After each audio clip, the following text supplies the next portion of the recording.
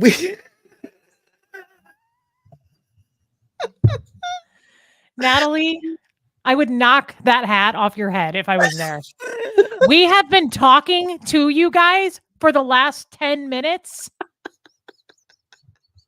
I'm so pissed at you right now. I was so deep, I almost started crying with what we were talking about. And we haven't been live. You're effing kidding me. I I'm gonna know. demonetize you for this. Are you serious? Well, I mean, the hat fits today. I'm just a hot mess doing my best. Natalie, you guys, Natalie just asked me the most deep question after she talked for 5 minutes straight. And I was like, you make a good point. And she goes, wait, whoa, Reese, we're not live. I was like, what? Natalie, I will never forget this moment. Oh my God. I was so in deep thought with your questions that you had for me. I know you were too, and we will pick it up again. But you guys, I'm telling you, I take one full day off and I can't remember how to use StreamYard. I can't believe this just happened. I apologize. I was like, sorry, we were late. We've been talking for over 10 minutes. We've been sitting here talking, thinking we were live with you guys. Yeah, Nat, next time we're gonna have to do this at my house. Clearly, you don't know how to use the buttons. There's a button that says go live. Next time I'll walk you through it. I broke protocol. I broke my routine. I have a routine in how I do it. And like I said, I'd taken off a little bit. I took yesterday off. And I'm like, okay, we'll get back to it. And I think because before we thought we were live, we had a whole conversation, which was a great conversation. And I thought, oh my gosh, we need to get going. We got to get going. We're late now because we're yapping and had a little bit of technical difficulties. And then we're like, okay. And we think we're live. We're going on, but we're going to catch you guys up. I thanked all my mods. I was like, mods, thank you so much for helping. I just gave a whole Oscar speech and I wasn't live. That was my best performance. It'll never come back. I just lost 13 minutes. And they were good ones. It was good. I heard it, you guys. A lot of good thoughts. I really enjoyed your perspective, by the way. You did a great job. Good to see you guys. We're going to go ahead and get off then. Forget it. Who did you thank? You thanked somebody you thanked Jessica LaBarber. You talked to her. I'm going to go back and thank all the people that we were talking to just by ourselves. Jess LaBarber, thank you so much for becoming a member. And I had said, Jess has an amazing story. She talked about your story. I was like, oh, wow. I'm like, Jess, it's amazing. And then we talked to Deanna Downey. I just said, Deanna Downey, I'm so glad you're back. I missed you. I'm glad you took a break and you're feeling better. Natalie. Then we went on to Lisa Kelson. Thank you for becoming a member of the channel. Yep. I think we need to get Natalie an assistant or better glasses. Or I'm telling you. What's going on with you? I take a little bit of time off and this is what happens. But our topic has everything to do with like what's going on with me. And then DS Kitty Diane, thank you so much for being a member for 5 months. You two crack me up. Hey, Nat, Reese, mods, and chat. Hope to spend part of my Sunday with you. Hope everyone is having a good time. Well, we are now that we're here. Talk about laps around the anxiety pool. I can't believe you just did this. And I blame you.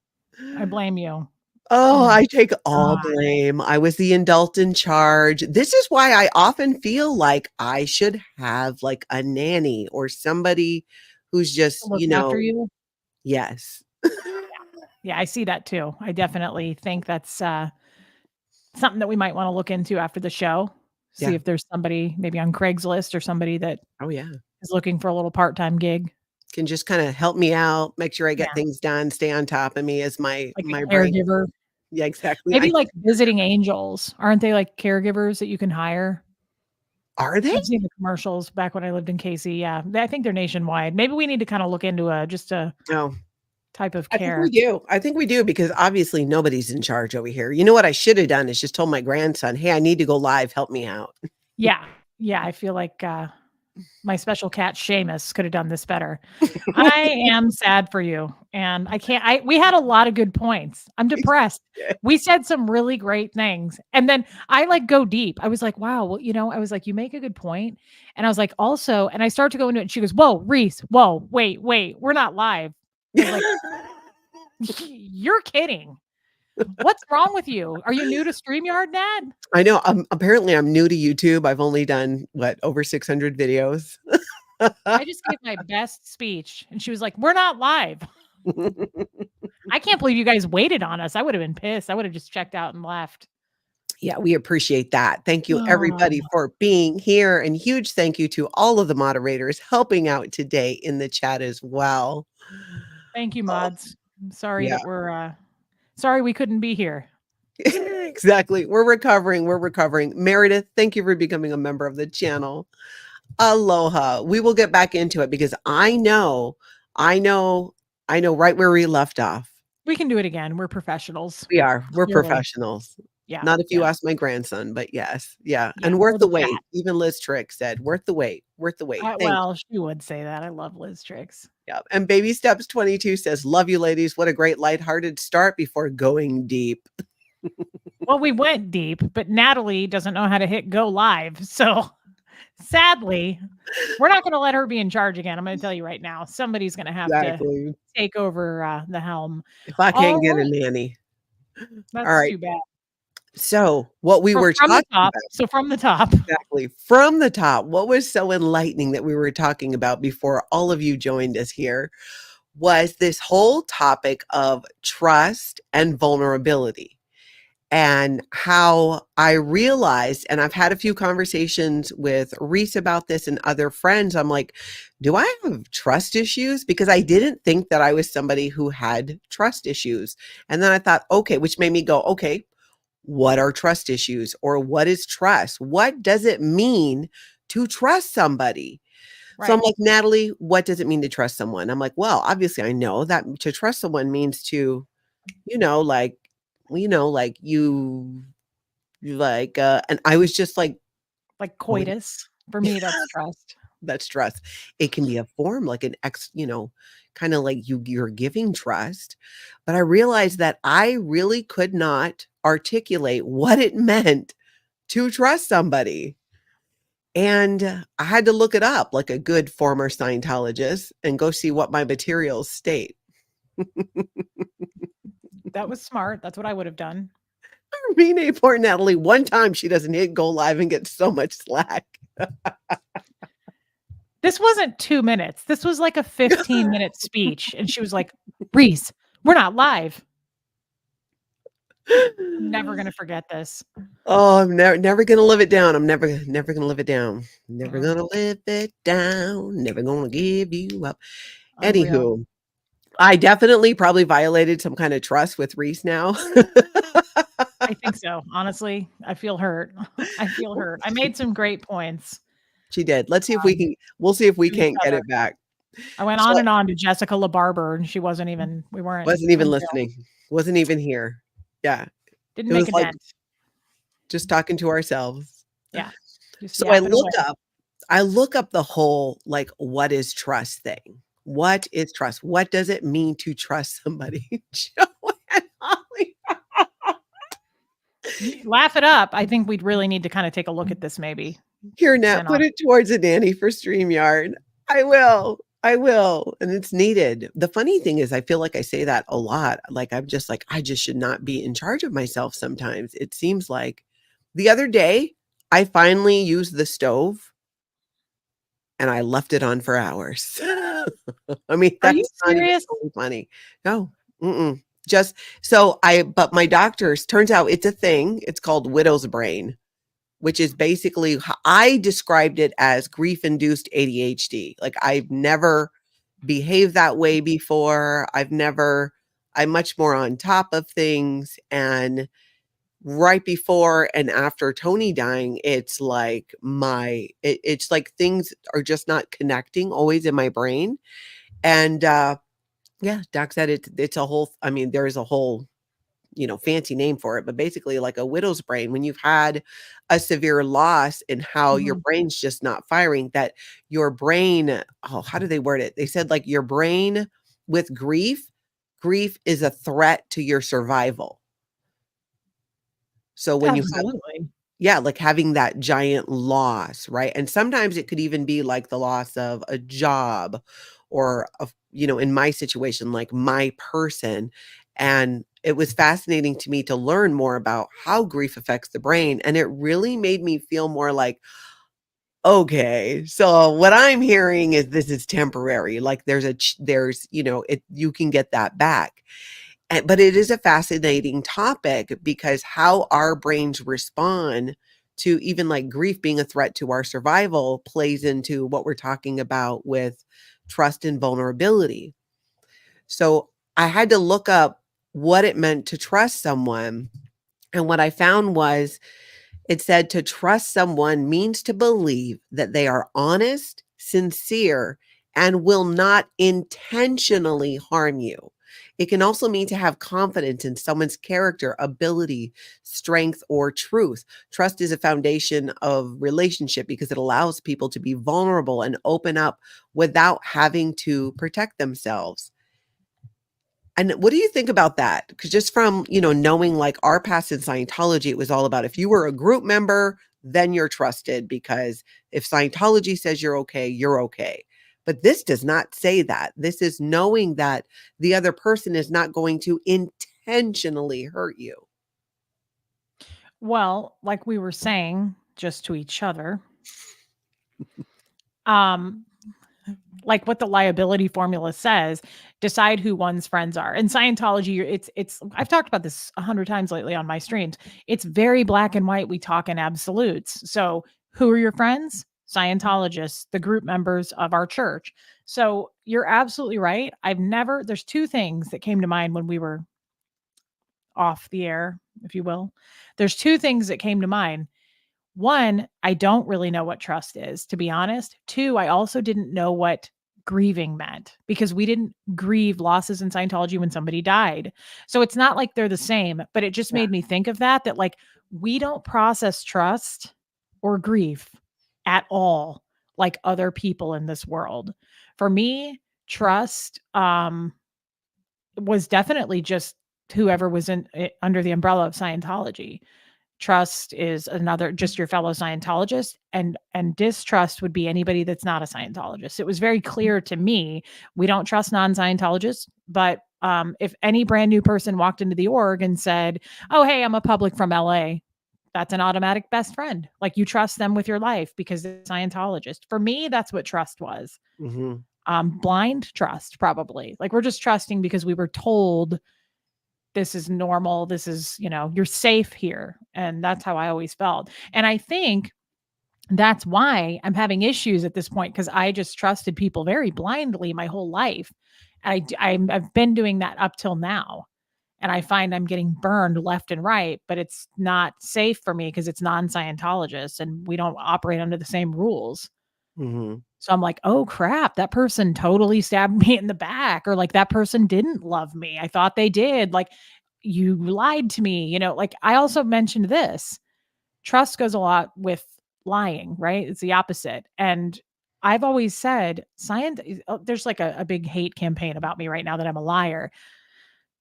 Something people don't understand. You can absolutely shame me and put whatever you want out there, but we are not liars. Scientologists are not liars, Nat. We tell you via a report. We'll tell you straight to your face. We always put it out there. When you create a flap or you are unethical, it's handled right up front. It's out in the open. Everybody knows. Your auditor knows. Everybody in the org knows. Sometimes they do an interrog where they ask everybody about you. It's not, I realize I'm taking up all the airtime here, but like I'm trying to point out, like, we don't really know what trust is because we just were told you're a Scientologist, pass, you're in. But also, we don't lie. As Mm-hmm. far as, I mean, maybe that's not your take or background on Scientology, but for me, I'm like, they're very upfront with who they are. My father said, "I hate you. Don't ever call me again. I'm not your dad. Find your own financial way." He said it right to my face. Mm-hmm. I didn't have to wonder.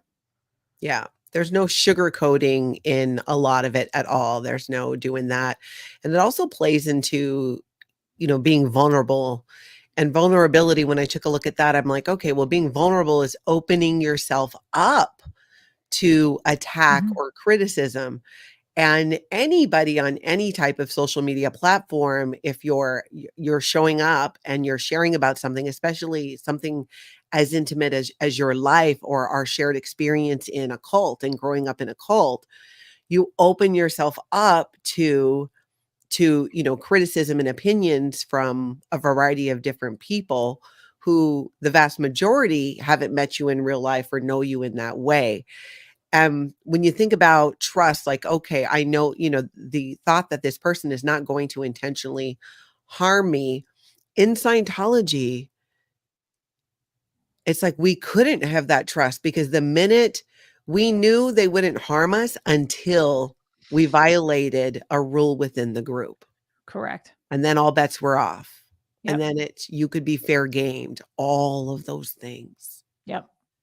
So Yes. I feel like it gave us this twisted view. Absolutely it did. And even you bringing it up to me today, I was like, I had to think about it. I was like, what is trust? I just blindly trust people. I really do. Unless I get a really bad vibe or like you made it clear that I can't trust you. I really just trust people. I always say I would have absolutely gone off into the woods with Ted Bundy. If he asked I you would to. have. Yeah, I would have. If he had Mhm. flowers or something, better if he had something edible, like some sort of a sweet or Chocolate. salty. I also like chips. Weird. I was cursed. I love chips. Oh, yes. However, Pickle chips, I'm jumping in the van. "Open the door, bud. You got pickle chips?" I'm there. ew. Okay, yeah, I wouldn't get killed over pickle chips, but like you put a good Frito in front of me, Mhm. maybe like a jalapeno lime business, something like that. Those late Mexican July van. brand. Mhm. Oh, I also love a spicy. If it was like a sriracha, Mhm. neither here nor there. What I'm saying is I'm very trustworthy. And I think that's because of our background. Yeah. I've never sat down and gone, what is trust? Like, Really? Like, not ever. Yeah. no, Me neither. because like I said, I mean, I feel like if you just put on a good show for me, I trust you. If we have coitus, I'm going to trust you even See, more. well, let's put a pin in that. Let's stop right there because that is a good example, I think, of it not being a reason to trust somebody, right? I mean, if I guess it depends on who it is. But let's say if it's somebody that you didn't know very long and then you were intimate with, does that immediately mean I trust this person? You know Yes, what I'm saying? Like, okay, 100%. so if you feel that person is never going to intentionally do you harm, do you feel that after Scientology, you're saying, do you think you trust too blindly and then you get burned? Or do you think, you don't have an issue trusting people? It's just that you're just kind of like you just automatically do it. I automatically do it. I push all my chips into the middle of the table. I feel like I just automatically trust people, especially people who probably, I guess they call it love bombing. I'm new to that term, but like, I got really, really close to a lot of people. And even just in the last few days, those people are not my friends, I'm finding. And it's a bummer because it's like, where do you go from here with that? And, I talked with a friend about it earlier and they were like, how do you go from like, I'm a friend of Reese to I want to burn everything about her to the ground and set her on fire. Like how do you go from that to that? I'm not used to that as a Scientologist. We didn't really do that. You just went into lower conditions and scrubbed toilets and no one looked at you or made eye contact for 6 months. That's so true about the eye contact. It was. But I'm just saying seriously, like I'm not used to people being like, "I love you. Actually, I changed my mind and I'm going to try to shred you with everything I have." I mean, it's disappointing and it's new for me, people to Mhm. like full on attack like that, So, I don't know, but also I'm as a classic Scientologist would be, I don't really get my feathers ruffled about too much. I also am like, "Meh, well, I guess burn me to the ground then," I guess do whatever you gotta do to make yourself feel better and sleep well at night. I mean, I just always have had this weird tell me if you've had this. I always am like, "Sink or swim, whatever. I'll live or die in your story. I don't care." Like, I've always been very, Mm. apathetic. I've never fought for much, and I've never cried over a lot. Like, I'm never like, if if this doesn't work out, I'm dead. Like, I don't care. I don't care. Like, it just doesn't matter to me either way. That's probably not a great place to be, but Kinda I like feel like that's also indifferent. my Scientology background. Yeah, it's just like Yeah. threaten me. I've been through so much. Like, they've threatened me with so much since I was little. It's like, "Oh, you're gonna go over and say something on Reddit? Please, no, stop, no. I don't care." Yeah. Like, what is the biggest thing in Scientology? They say, like, the SPs kicking and screaming is a good thing. Mhm, mhm. We never got freaked out about that. Yeah. And, what do? Flourish and prosper with your enemies. You flourish and prosper. You just keep going. Yeah. All you can do. So it's like, I just kinda still follow LRH on it. I don't care. I wondered though, because I've been thinking about that too, because you and I have talked about this, the not caring or the indifference. When in Scientology, we are indoctrinated to be like these tigers. L. Ron Hubbard talks about Mhm. it in the Keeping Scientology Policy Only the Letter. tigers survive. Only the tigers survive, which is the number one policy that probably one of the things that Scientologists read the most over and over and over again. And I want to read you a little bit of that because I think it might, you tell me, like, does this, I won't pull it up. I'll just read the part from it. Doesn't he say only the tigers survive and even they have a hard time? Of course, we had Yeah. to patter drill that. Is that what he Yeah. said? I remember it. I still That's have it memorized. exactly it. And even they have a hard time. He says the finest, we read part of this when I did a stream with Aaron the other day, and it's really what's gotten me kind of thinking so much about this and how dangerous this one policy in Scientology all by itself is, and how much a role it plays in the mind control. So L. Ron Hubbard says the finest organizations in history have been tough, dedicated organizations. Not one namby-pamby bunch of panty-waist dilettantes have ever made anything. It's a tough universe. The social veneer makes it seem mild. And everybody at home, keep in mind, you're reading this even like as a kid on your first major course. And First, you, everything. You yeah, have to patter drill this. You have to memorize it. This is the biggest, most important reference in Scientology, keeping Scientology working. KSW. yep, over and over and over again.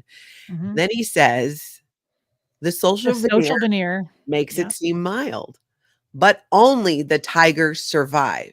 And even they have a hard time. We'll survive because we are tough and are dedicated. When we do instruct somebody properly, he becomes more and more tiger. When we instruct half mindedly, and he's talking about training and indoctrinating Scientologists, when we instruct half mindedly and are afraid to offend, scared to enforce, we don't make students into good Scientologists, and that lets everybody down.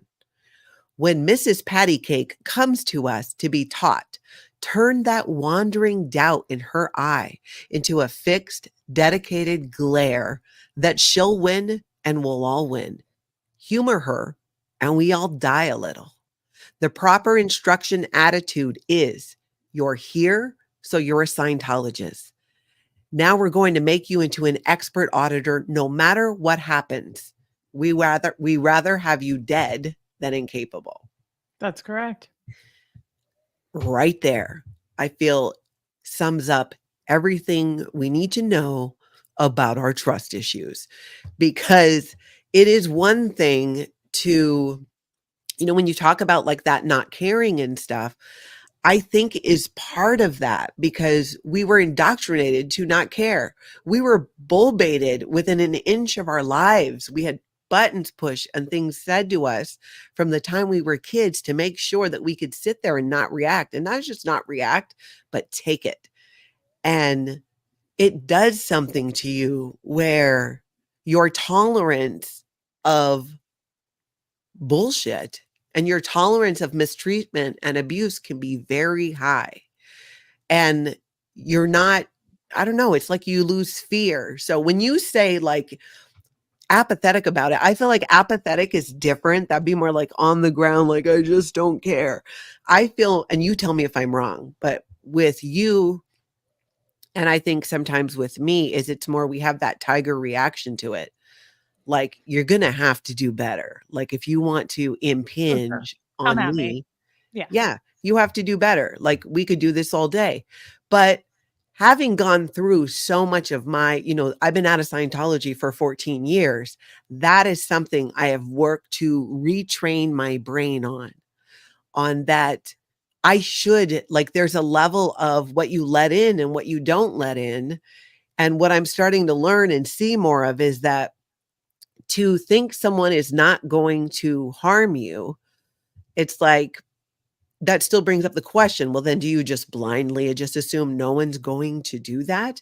But here's what I think it is, Reese. I think the missing piece that we've had, I mean, I think it's different now, but in Scientology, from a Scientology perspective, is a lack of boundaries, is a lack of whatever that time is needed. So if I need to spend much more time with somebody and get to know them before I decide that, you know what, I don't think this person is going to intentionally harm me, that I would do that versus meeting them. And just because you belong to my group or somebody says I could trust you, I automatically trust you. You know what I'm saying? Like, what if we took more time? What if it wasn't so automatic and we maintain boundaries while determining, is this person someone that I think will not harm me? Because you're not going to, if someone you think is going to harm you, you're not going to give them the keys to your house. You're not going to tell them your deepest, darkest secrets because of a fear that they're going to harm you with it. You can't be vulnerable. Well, I would first have to be aware of it.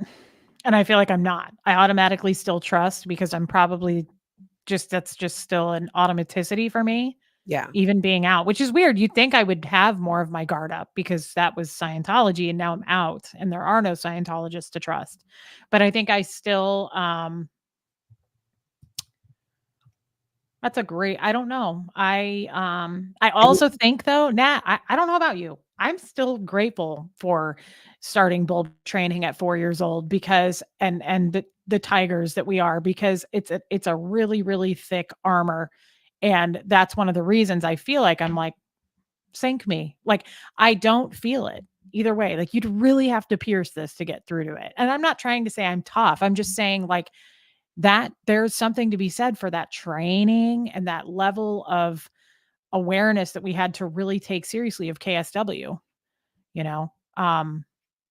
We're not going to be reasonable. yeah. Anybody who's reasonable is suppressive, basically. It's Mhm, suppressive. What did he say? Being reasonable takes down orgs. It takes mhm, down the organizations. So I just feel like we were trained at such an early age to be fighters that it's like people, I don't know this new group of people, these non-Scientologists. I'm just taking them for what they tell me. But also, they don't know me. They don't know where we came from and as far as like the indoctrination that went on there.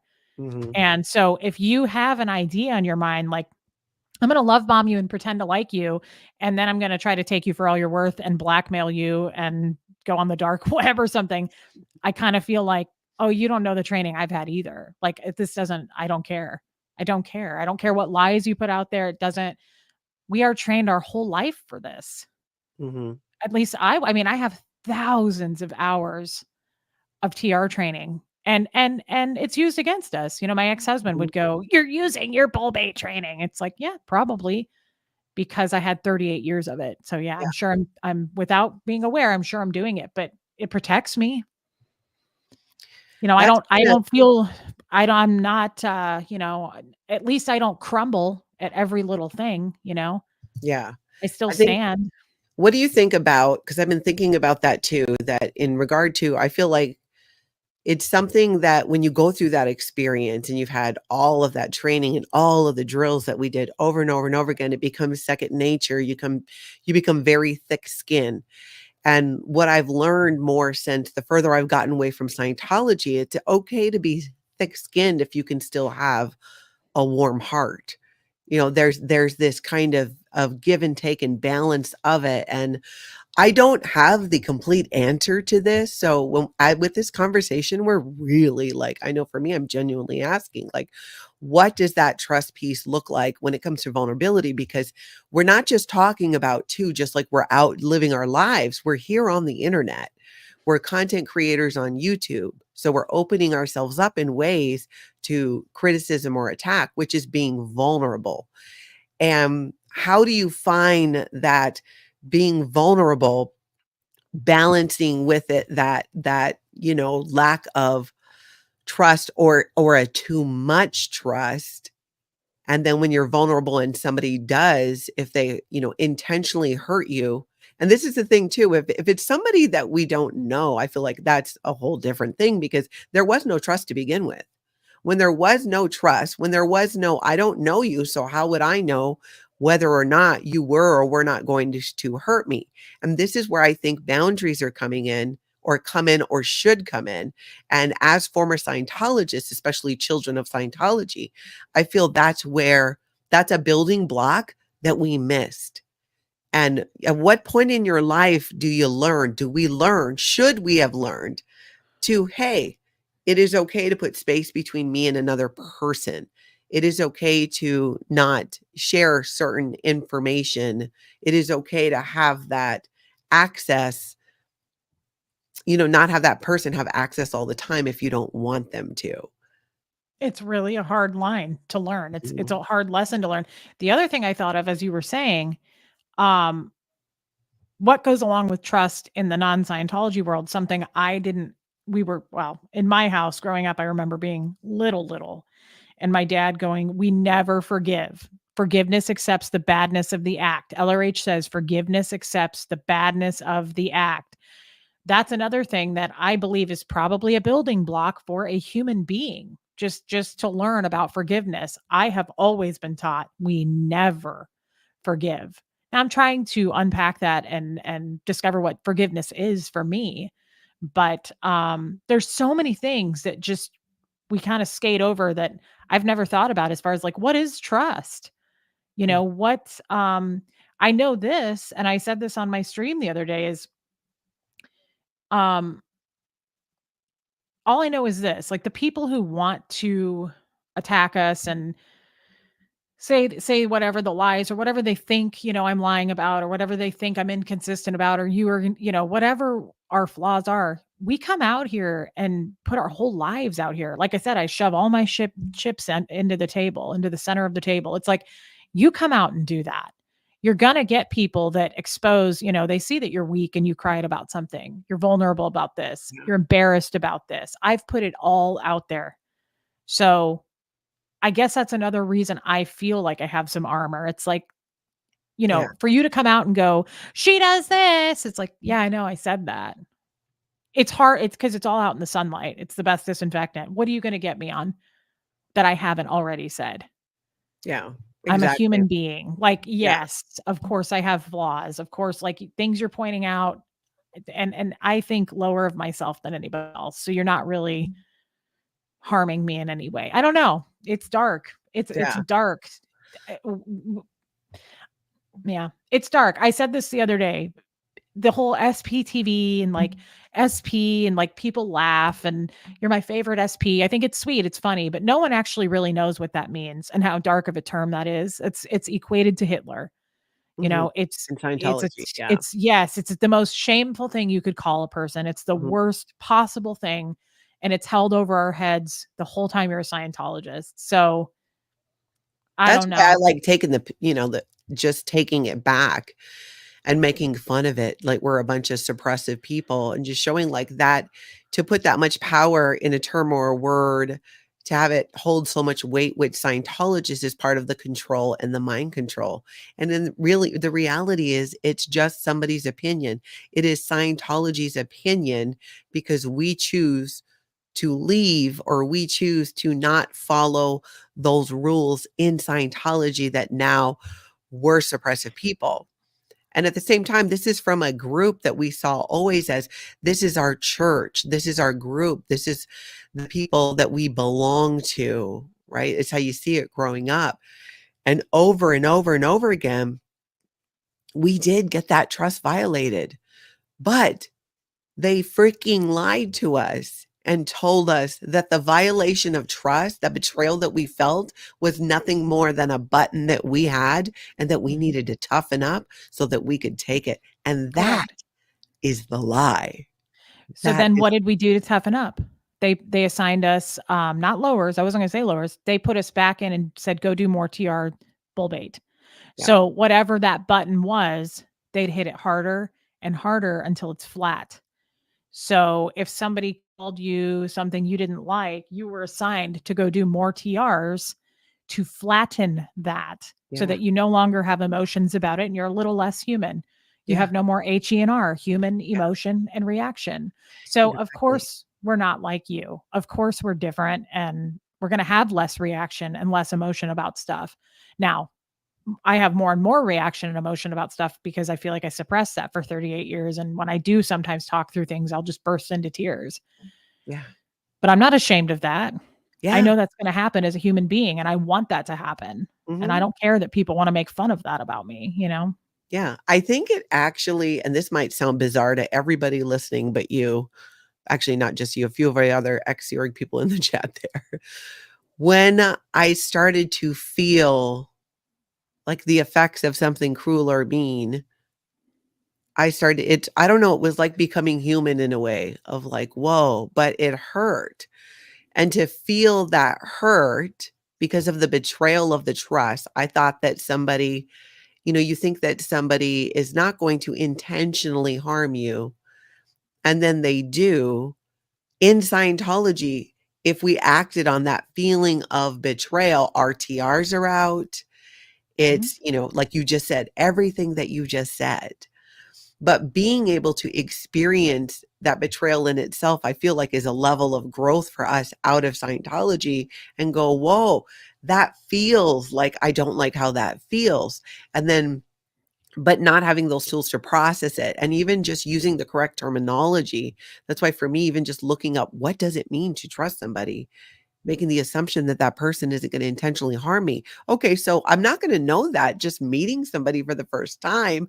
So why am I handing over the keys to my house, figuratively speaking? I've never actually done that, to people that I've just met or that I haven't had enough time to know for sure. There's a level of being cordial and respect when you're getting to know somebody, when you're communicating. And I think in Scientology, we were never allowed that space or time to get to know each other and find out for ourselves if this person was somebody I felt our instincts. We weren't allowed to have our instincts. We weren't allowed to go with our intuition at all.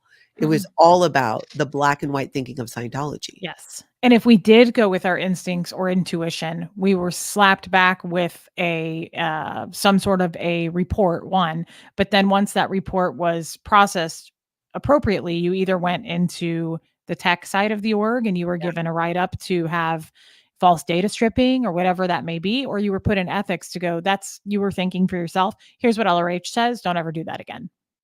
Yeah, exactly. I'm just going to catch up on a couple of these so we don't get too far behind. Meredith, thank you for becoming a member. Kim, thank you for being a member for 5 months. Give yourself grace. Grief is Yes, rough. it is. And she's Exactly. right. And I'm learning more and more about that. Pamela Lowe, thank you for that. Acute grief made me feel like I had dementia. I quit my job because I was making expensive errors. Yes, I totally get that.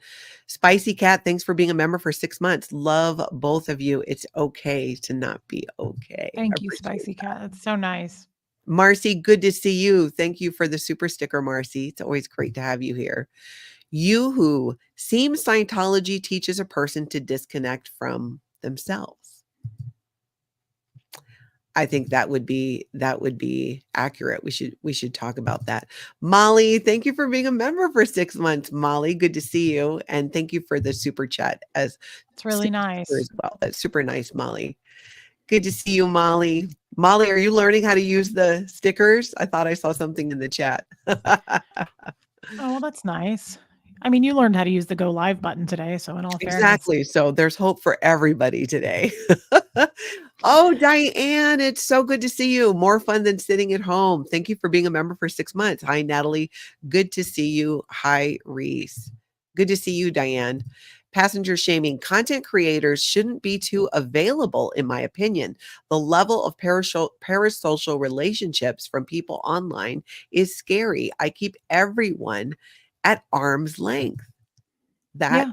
That's interesting. I think that's part of it, Reese, is when you like even like going when you first go on YouTube right out of Scientology, like not having learning to trust, figuring it out kind of like on the fly and on the go and not doing what we did before, I think makes it difficult. I think it's wise advice. Do you know how many people have said what that person just said? Um, don't trust anybody. It's never going to happen for me. So I guess I'm going to keep getting burned because I cannot close myself up and not trust people. I crave relationships with people. I love connections. Yes, sir. We know. Thank you for keeping us safe. Oh, so nice. But you know, I don't know what to say about that. I can't. It's really hard for me to build walls. And Gertrude Quibell, let's not enable. It's hard for me to. I don't know, Nat. I will continue to get burned. I really will.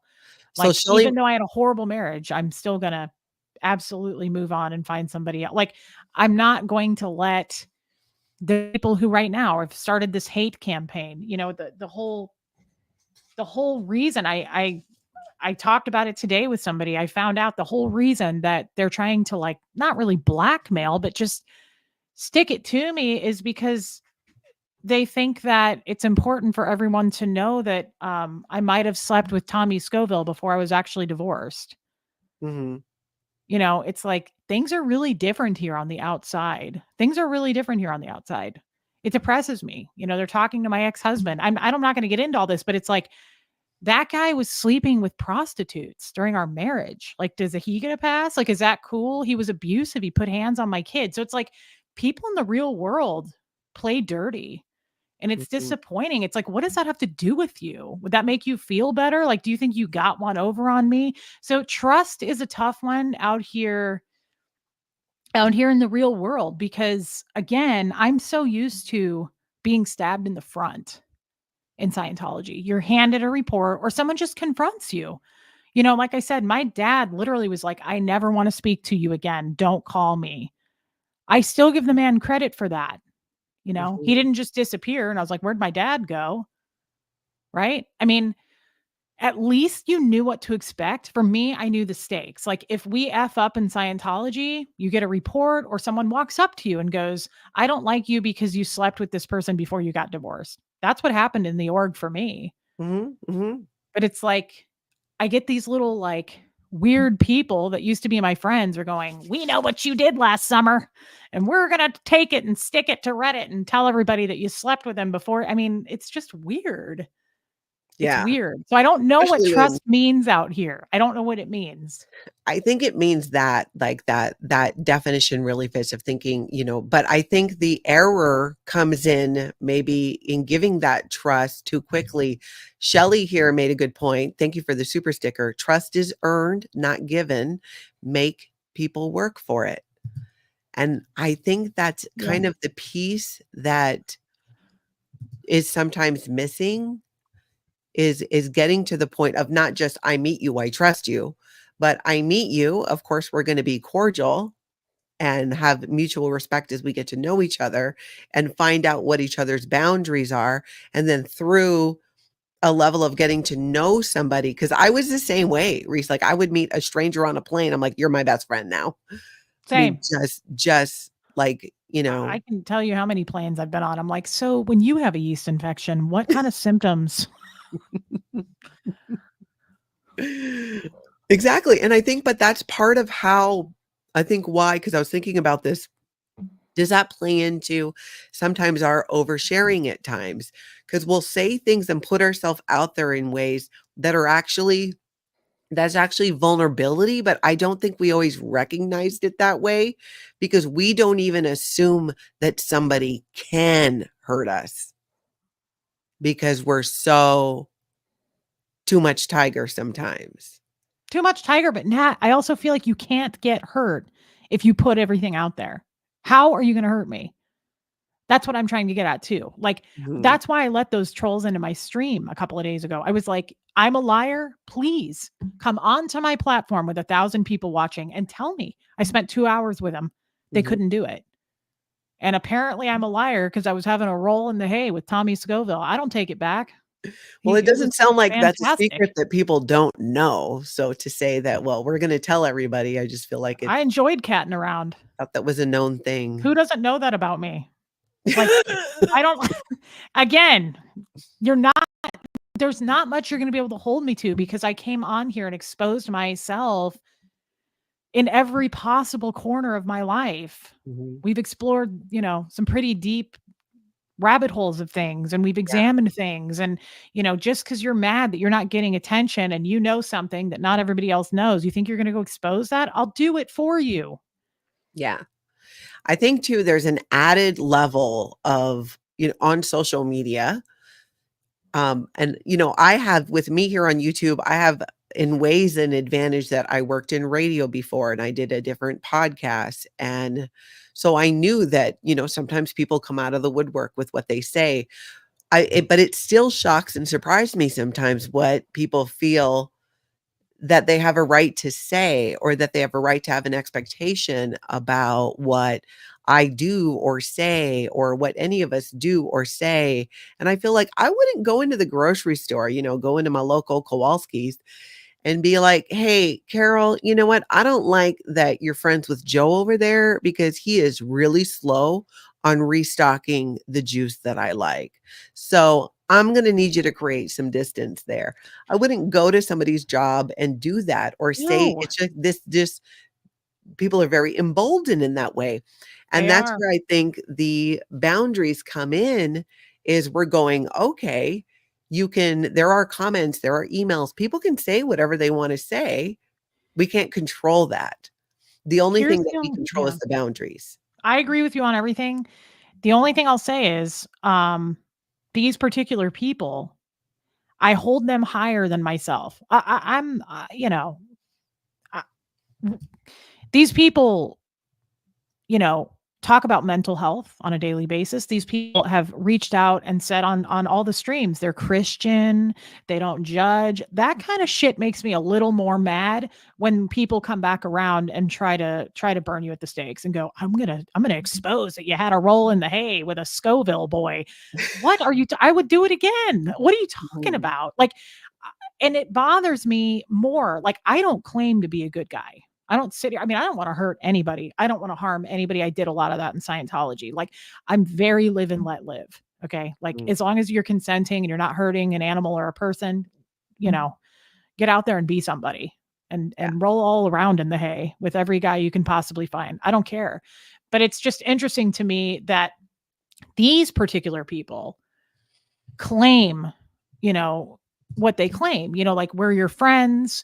We would never do this to you. We're good Christians. It sucks. That makes me a little more upset.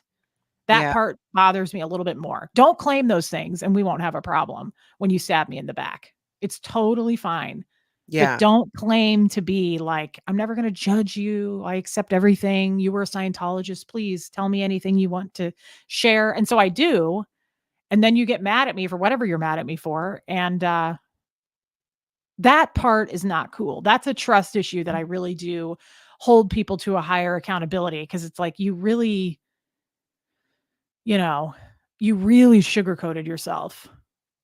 Yeah, you made it sound basically gave me the words I needed to hear to feel that I could be myself, to feel Yeah. that I could be vulnerable, that I could Mhm. open myself up to judgment and criticism because you said you wouldn't judge and criticize me and then you did. It's Mhm. very different from, just somebody random who maybe you didn't know who just says something hateful on the internet where there Mhm. hasn't been it is the betrayal and the upset I think comes from when there was a feeling of that there was established trust there that I felt safe around you, safe enough to say and do this, and now you're kind of throwing it back at me. And what I don't understand, and maybe somebody can help us with this in the chat, or if you're on the replay in the comments, I don't what is that desire to hurt or harm somebody you cared about? Like, I get like if you're, sometimes like when you're mad and you're in a fight and wanting to lash out, or even like at parents, and maybe it is the same thing. Maybe it's just that. But when it comes from I expect that from, say, my children, or, when Tony was alive, from like my Tony. He had that closeness and intimacy with me where there's just nothing that he couldn't have not asked me about. But I learned in my years of being outside of Scientology that just because someone asks me a question doesn't mean I have to grace them with an answer. Mhm. Just because somebody wants me to address why my car is blue doesn't mean that I need to or have Right. to. And we were And used to doing that and yeah, learning how to just say no or learning how to just like, I don't need to give an answer to that is yeah, hard, but I am getting better at that myself. It's good. actually kind of fun. Like Really? Tell when tell me about yeah, like w go on, tell me more about that. that. Tell me more. Uh, it's actually it's strangers, but, like, I'm kinda practicing that on a daily basis when I'm talking to someone if they're like, somebody texted me once, and they were like, "You and Aaron don't talk anymore, right?" This was months ago, and I was like, "Yeah, pretty much, not really, we don't really talk that much." And they were like, "Can you give me an ex like, a couple of examples, like, why you don't?" And I was like, "Absolutely not, but it sounds like you're doing great. See you later." Like, Yeah, I that's I weird. feel like in the past, though, I would have been like, "Well," like just now, having a roll in the hay with Tommy. I'm happy to tell you about that. I'm Yeah, happy to talk about my yeast infection. Like, I overshare. It's a problem, but I am getting better at being like, no, but thanks for asking," yeah. you know? Yeah, No? I think that's key. I think that that's the healing right there is and I think that that's us learning boundaries in real time of like, "Hey, Mhm. just because you asked me doesn't mean I have to answer." After we spent our entire so much of our lives no, we had to answer. We never had a Mhm. choice. We don't get out of the room if we don't answer. I can't go to lunch if I don't answer these questions Right. that I may as well just get it out there and put it out there. And I get what you're saying. When I left Scientology and I knew they weren't going to that I was gonna have to battle with them a bit when I left because of the harassment and them trying to take my daughter. I knew what they would do, and I knew ahead of time, okay, so what they're gonna do is create a dead agent pack about me. They're gonna add things in that aren't true. Mhm. So I'm going to just get in front of it and be like, okay, do you think that you can embarrass me about like, oh, because I didn't get to school and I got a GED? I talked about it. I wrote about it. I was writing a column at the time that I'd written for a decade for Yeah. a local publication, and I started sharing and talking about more my Scientology experience. And I'm like, "You can't raise us and indoctrinate us to not have buttons and expect us to then be the effect of you threatening to embarrass us." We are I mean, obviously, we can be like I get embarrassed all the time. I can't leave my house without somehow feeling like, "Oh my gosh, what did I Really? just do or say?" Oh, a lot of the times. Oh. I feel like anytime I get around, you know, regular people, for lack of a better word, people who were not in a cult, I love them and we get along great, and I've just learned to go with it. And here's the beautiful thing about it, is the people that I meet, their input sometimes is fascinating. Like the other night, I don't remember if I told you, I went to a neighborhood wine night No, you and didn't. yeah, I did. I went the other night. I was so proud of myself. Good for you, Nat. That's a I big know. deal. Yeah, it was with the neighborhood ladies. And, we were chatting and I was telling him how, like, just the other day, I don't even know why this came up. I was sharing how I would because I left my garage door open and this is the people in the neighborhood. I'm like, I drove off, I left my garage door open half the day, which I have just never done. And I know why it happened. It's because I always call it breaking protocol if I don't follow my routine. Yeah. Muscle memory is what's getting me through right now. So if I change my routine or how I do something because with the grief process, my brain is just not fully accessible to me and I am just accepting it right now. So I drive off, I'm driving away and I'm realizing my vision is blurry. I'm like, why can I not see? And I go, oh my gosh, great. Now I'm having a freaking stroke. Well, maybe I'm not. Let me check. Do I smell burnt toast? No. Can I put my tongue on the roof of my mouth? And then I thought, wait, is it roof of my mouth or around the outside? So I'm driving my car going, looking like I'm having a stroke. I'm looking like I'm having a stroke. And I'm like, okay, I'm pretty sure I'm not having a stroke. So I pull over Holy. and I take my glasses off. I'm wearing my reading glasses because I live stream with my reading glasses. But my everyday going around seeing while I drive glasses are these. And I finished a live stream. I had to leave. I left with my reading glasses on, get in the car, think I'm having a stroke. So I go back to the house, I run in and I get my glasses. You left the oven on. Well, no, that was the other day. That was the Okay. other day. I Well, it left it, I happens to grabbed all of my us. glasses, but what I did is I backed into my driveway. I never back into my driveway. I always go forward. I changed my routine. I backed into the driveway, Oh. opened the garage door, left, never shut the garage door because I just made this tiny change to my routine. So I'm at this whole wine night. Why I'm sharing this story, I don't even remember how it came up. And one person said, and I thought it was so insightful, she goes, "You thought you were having a stroke, but you kept driving." That's true. I think if you're having a stroke, maybe you should pull over. Well, I did eventually pull over, but that's kind of the thing too. It's like I was willing I was like, "Okay, maybe I'm having a stroke, maybe not. Let's kind of Push assess through it it. here. Let's push through it." Exactly. That's what it was. I tigered it. I'm like, "Well, I can control the car, so it can't be that bad of a stroke." I mean, it was the most ridiculous thing, and when she said that, I went, "Holy crap, that's true." I feel like the correct thing to have done would have been to immediately pull over, figure it out. I would have figured out the minute I touched my glasses because they feel differently, the weight, I would have known. And I don't think I would have noticed that either without that woman saying it, who, these are just friends in the neighborhood who have never, that I'm aware of, been in a cult. They have a different way of thinking. And I'm like, wow, like why? Because exactly that. I was going to push through it. I just needed to push through it. I just need to push through it. Well, I mean, that makes sense. I would have done the same thing. My mom was exposed to a sick person today and she pulled a Scientology. My mom's been out a long time. We got in the car and my mom went, okay. She said it out loud like I wasn't there. And she went, I'm just going to decide right now I'm not going to get sick. That's a Scientologist talking. You're just at cause over matter, energy, space, and time. Mhm, It's the same thing. It's the tiger. It is. It's the tiger. Like we will push through this. We will persevere. mhm. I don't know, Nat. I don't think it's the worst thing. I also do think you have a lot going on. The grief thing is real. The widow Oh, for thing is sure. real. Yeah, I think any absolutely. kind of a loss, even when a woman has a child, there's the depression that comes with that. And Mhm. so I think you do have to allow that for yourself. And that's what's going on too. And we just identify it. But Yeah, all we can do is be aware of it. I think self awareness is important. Even if I'm doing it, I'm using my TRs. Being aware of it helps. And you're either going to accept me or not. Like, yeah. fucking take it or leave it. I don't know what to tell you. Like,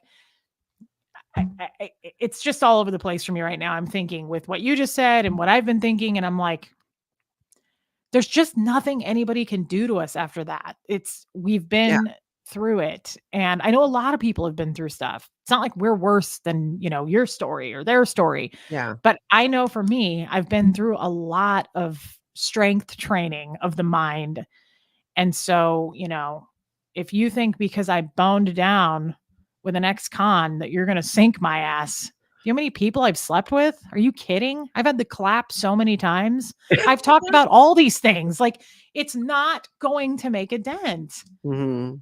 So I do appreciate KSW. I do appreciate that bullbait trading. Now, Geoplanet Jane, I starred something and I'm going to go back to it. Does the bullbait thing really protect anybody? Probably not. It's a lie we tell ourselves, but it still feels safe to know that I had it. My I mom guess has you been could out if I since did. 1991, Muffet Lou, and I hope you had a great birthday. And also, Muffet Lou, I love what you sent to me. I'll talk about that on my stream tomorrow. But do you feel grateful for some of this? It makes me feel tougher, whether I am or not. Who knows? Yeah. In some ways, sometimes I do because it does give me the ability to be able to, I think, be more resilient than, Yes. maybe somebody who didn't share that experience. What I'm learning to do is, and this is the crazy thing about being here now on YouTube. It really is time for me to do this, it's an opportunity for me to practice that vulnerability Yes. that I never did before. Yes. We Because talk about this in private. I don't think there's anything more vulnerable than putting yourself out to the world and just even saying, like, even, like what I just shared, like, "Yeah, I thought I was having a stroke. I just kept driving." They're But now small little things, but people will catch you. People will yes, catch you. They love you. exactly. And it's small steps. I realize not everybody can just go out and put it all out there like I did. This is not a comfort zone for everybody. For me, for whatever reason, it's my therapy to go out there and go. So I had chlamydia last night and I went to the doctor and everything's good. My mammogram was good. Like it's not anything for me. I have no boundaries, but it also has saved me. It feels so good to know these people are here to listen, process it, and go, Mm, this resonates with me. You just helped me heal something that was yeah. it's a domino effect and they want to hear it. I promise you they want to hear it. They want to know. They love you, they care. These people really care about us. And I Mhm. tend to sometimes lose sight of that because of the haters, but they're just making a lot of noise. There's not a lot of them. They're just making noise. They're loud. Yeah. And again, all because I had a damn roll in the hay. I'd do it again today. I'd do it right now. I would end this stream if he walked in. It was a good time. He was good at it. He was well read. He read a lot of books in prison. Just keeping up on the side, just reading books. That's So, amazing they allow those books in prison. well, I would say that like that was a good session with you and I appreciate that and all the yoga that you do. And he would go, you're a wildcat in the sack. I have to keep up by reading books on the side. And I appreciated that. But whether I was married or not, apparently is what it's all about. So it's just so lame, especially because we're kind of skipping over the fact that um, he was boning prostitutes in a secret sex cult. I don't know. I guess it's Mhm. just another day. Just another day at Yeah, the office. It's no big deal. We'll and just sweep that under the rug. it's such a huge thing to share, and that's that vulnerability of putting it out there, and I have seen over and over and over again, the vast majority of the people even on your channel, to your point, your exact point, they are supportive and understand that we all do things and make mistakes, and sometimes we make the wrong choices, we make the right choices, but we have to be able to learn from these things, and being able to learn from it and then try whether if we decide like, "Hey, this is how I wanna handle this moving forward." If I wanna have more of a boundary with people who I've just met, if I wanna address that differently, even think about, like, in-person networking events.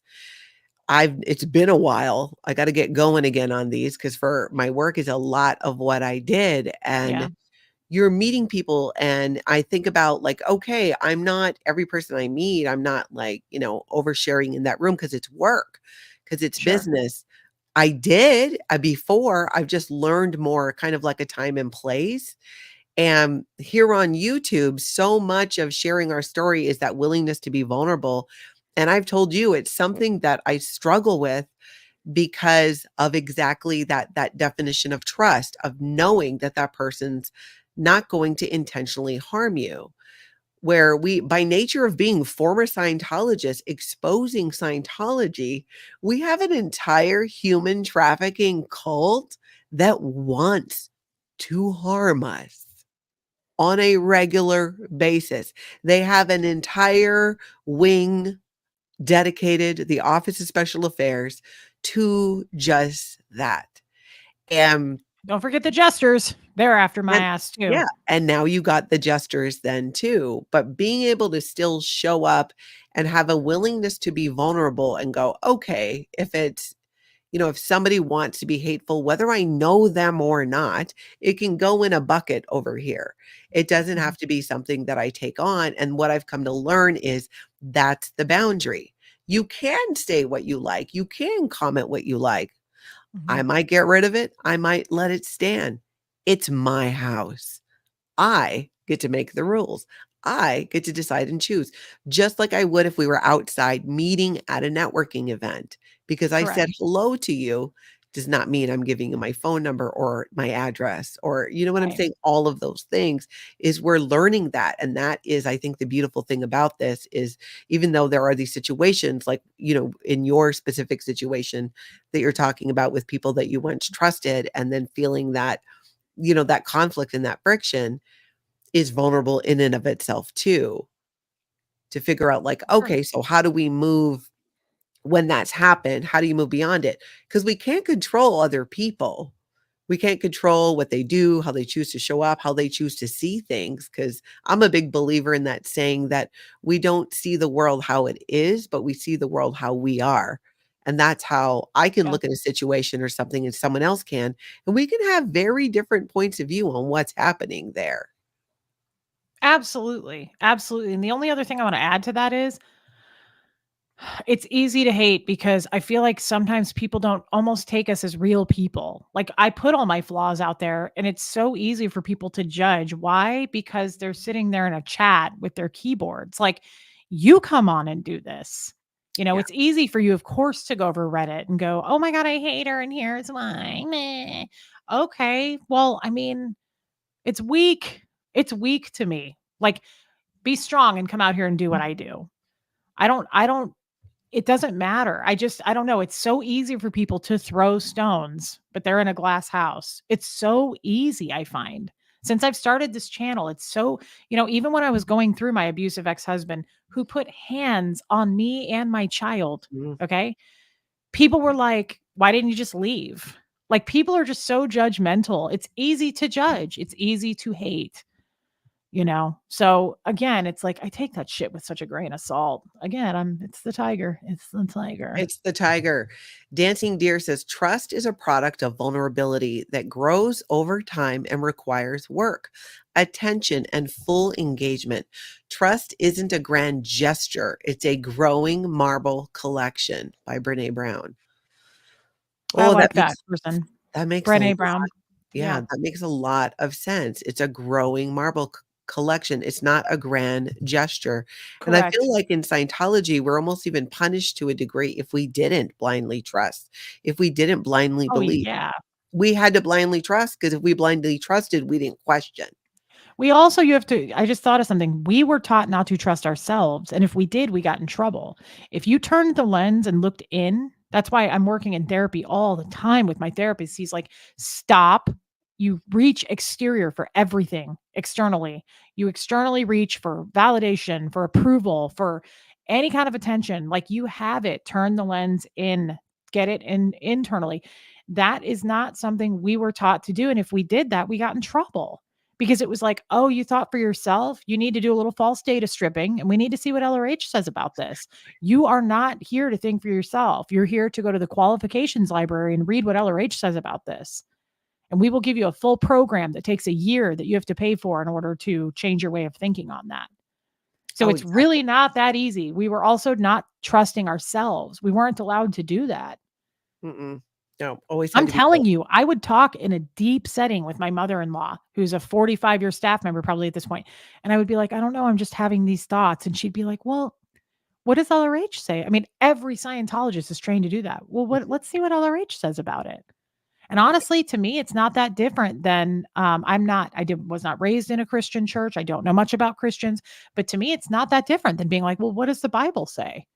What does God say about this? Or what is, Paul or whoever is in the Bible?" Like, it's just very like, let's look and see what LRH says. And that Yeah, wasn't a dig at Christianity or anything. It's just I see the similarities in my mind, how it could be similar. yeah. It, like turning to something for guidance. Yeah, I think the difference is, though, even with something like Christianity, is there's an allowance to be able to question. I mean, in some sects, absolutely not, but in others to question and think with that information, and if you don't like it, you can leave in most cases. Iron Rabbit, thank you for the super chat. People saying they are good Christians need to practice what they say. There are hypocrites everywhere in and out of cult of Scientology. You're both strong, beautiful women, so live your best life. I love Thank that. you, Iron Rabbit. And that's probably true.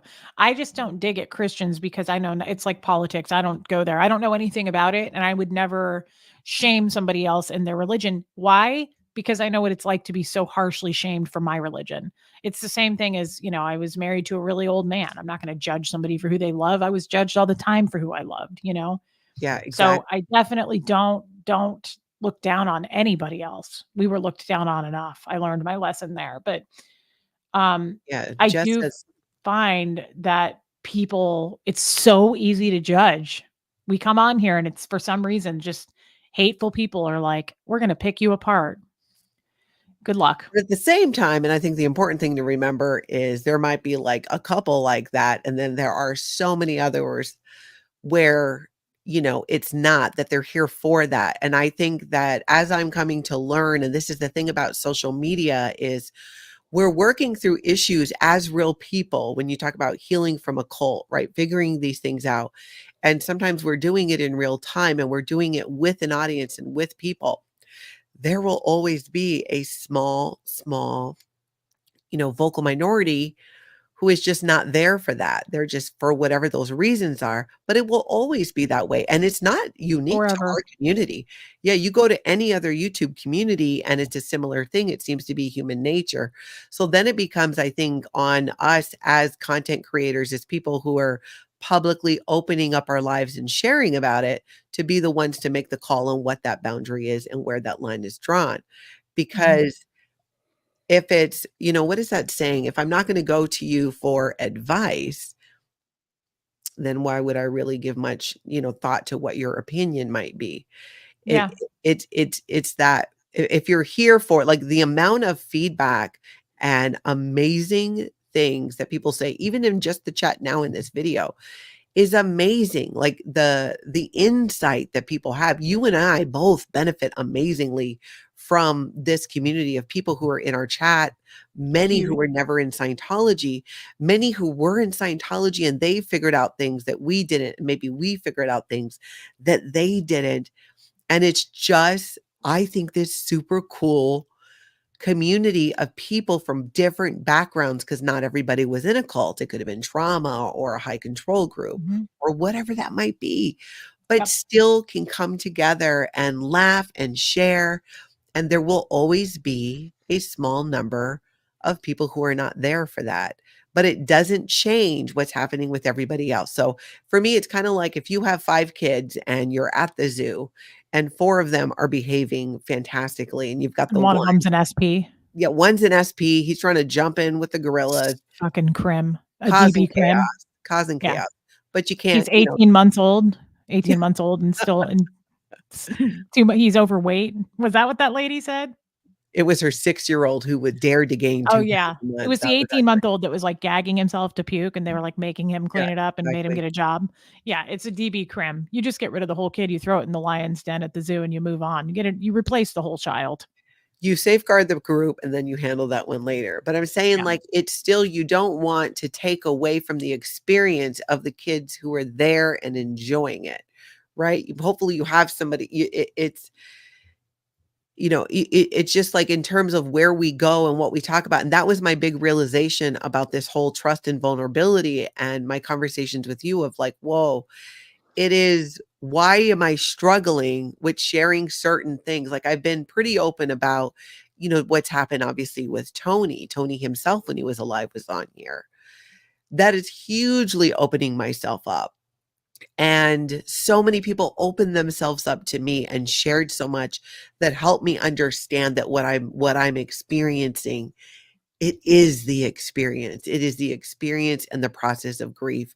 And grief is a process that's Yeah. just part of my new life. I feel like my life ended when Tony's did, but I started a new life. His things changed for him. It changed for me. And it just means that I'm making something new. And in that process, I'm going to leave the garage door open. I'm going to just Yeah. do dumb shit. It's true. But that's okay. It is part of it, even recognizing, but if I don't get out, like getting out, I've been getting out more and spending time with people because that for me is part of my grief process. I'm like, okay, I have certain rules in place to make sure I just don't go too far into a sinker hole. And part of it is seeing people. And I'm glad that I do, because for me, it also helps remind me like, okay, there are so many caring people out there and fun people that to just lock yourself away out of a fear of being hurt again or experiencing that, then you're not engaging and you're not living. It's like if you get being in love and it falls apart. Do you then not love again because somebody might hurt you, because it might not work out? Do I not fall in love again because that person might die? I mean, trust me, I've considered it. seriously, because Me I'm like, too. I don't want to do this again. I But have a then, husband that died. I totally felt that way. yeah, after your husband died, it's just like, how do you now I'm, at some point, is it conceivable that I would open myself up again to, love and a relationship with the risk hanging over my head that somebody could die? That's life. We're all going to die. I Yes, recognize that. And I've been fortunate to be in a couple widows groups. And that is a big kind of a topic of, creating your new life and not, you don't have to carry the grief 24/7 because it's not going anywhere. It's right there with you all the time. yeah, But also, it's like I find myself still like laughing and having fun and joy, and I feel like in those moments where I'm really like, "Oh my gosh, this is such an amazing day," or "It's been such an amazing couple hours," and I can feel Tony there, like, just like, "Yes. I knew you could do it." He doesn't want me to be miserable, but at times I have to go through the grief and the crying and the breaking of things and the whatever it is just to absolutely. get, yeah, to get through it. So in sharing and being vulnerable, in sharing these things, and you opening up about your own vulnerability and going through what you did, even in the relationships, I think that's what people connect to because they're going through it too, or they have, or they're going to. They're either gonna connect to it or they're gonna use it against you, or they're gonna try to use it against you. They're either good or bad. That's the way I see it now. We're gonna have both. For the most part, we have supporters in here, but we are gonna have people who try to, expose or prey on your weaknesses, your vulnerabilities. But what you just said, Nat, I think there is no right or wrong way. I think, but what you're doing is it's perfect. And the way I lost my husband, the way you lost Tony, as sad as it was, I know what the steps that you guys took and what you went through. It was a beautiful thing. I don't know that you'd go back and change any of it. It was like kind of perfect. And that's how it was for me too. And I'm the same as you. I feel him all the time. I talk to him all the time. He wouldn't want me, nor would Tony want you to be isolated and lonely. And, of course, he would want you to love again. And you know what? That is up to you when you do that. There's no right or wrong answer there, by the way. If you want to get out there and go on a date, I, I swear to God, I will burn anything to the ground that says otherwise, that's not okay.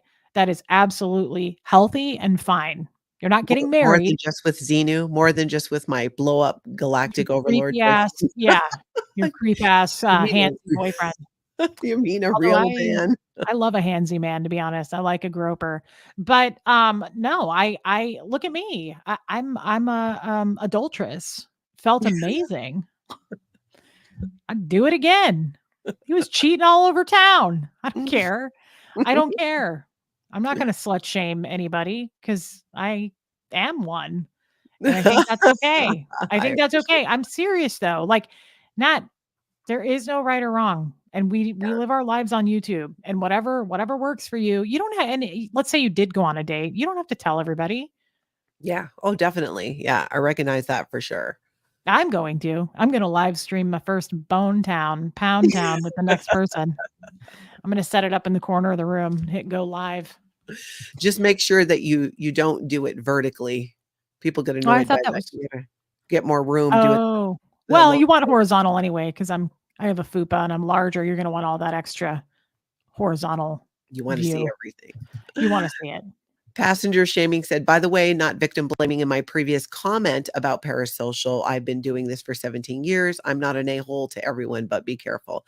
Yeah, I totally get it. The earlier comment just about like being aware of parasocial relationships that, it's different for people. Allison, thank you so much. She says, Hey, Reese, Allison, I haven't seen you in a while. here she is. She says, Reese, please don't assume that the handful of intellectually challenged evil people represent the totality of the real world. Some of us are nice. Babe, I know that, and I'm still gonna trust all those hateful people. There's gonna be a whole new probably amount of people that come in and I trust, and then they turn around and they tell on me for cheating on my future husband. That's probably going to be a pattern I'll repeat. Trusting the evil people and cheating on my future husband with a criminal. I'll probably do both again. Cuz Pat, I like to be spicy. you got to keep it interesting. Got to keep it Mhm. exciting. Pat, thank you for becoming a member. Aloha. Debbie with an I says, people want to assume they know what happens behind your bedroom door, but heaven forbid if you should mention what might have happened behind theirs. Of course. I mean, it's true. You think these like all these people who are doing this to me again claimed to be my friend, claimed to be Christian. Please tell me that you are perfectly clean in your life and are not guilty of anything. Give me a break. We know they've probably had the clap once or twice as well, you A couple know? times at least. Yeah. Just a Northern girl. As humans, we need to do better. Sitting behind a keyboard is not a license to be cruel, especially to those who are vulnerable. Those trolls are just ugly and self-absorbed. Yeah. I get that. And it's I nice think when that's people the have that. general everybody's starting to see that too. Like, Yeah. Yeah, most people do. I think they definitely do. Julie Beaumont says, if you are wearing rose-colored glasses, but your detractors are wearing magnifying glasses. Imagine if you had a magnifying glass into their lives. Live and let live. The trolls can suck. yeah. That's actually a really Yeah. good point about the magnifying glass versus the rose-colored Yeah. glasses. Yeah, it's true. It's true. And most people know that. That's the beauty of it. The people who are going to believe the trolls and leave me and go, "Oh my god, she's a liar and a cheater." Um I don't know that I wanted them in my life anyway. If you're that gullible and you just follow everything that you hear and I don't know. I think that's okay too. And new people will come and people will go and this is YouTube. Like it's fleeting anyway. Like, I'm not gonna be on my deathbed going, "God, I wish I wouldn't have had a roll in the hay with that criminal."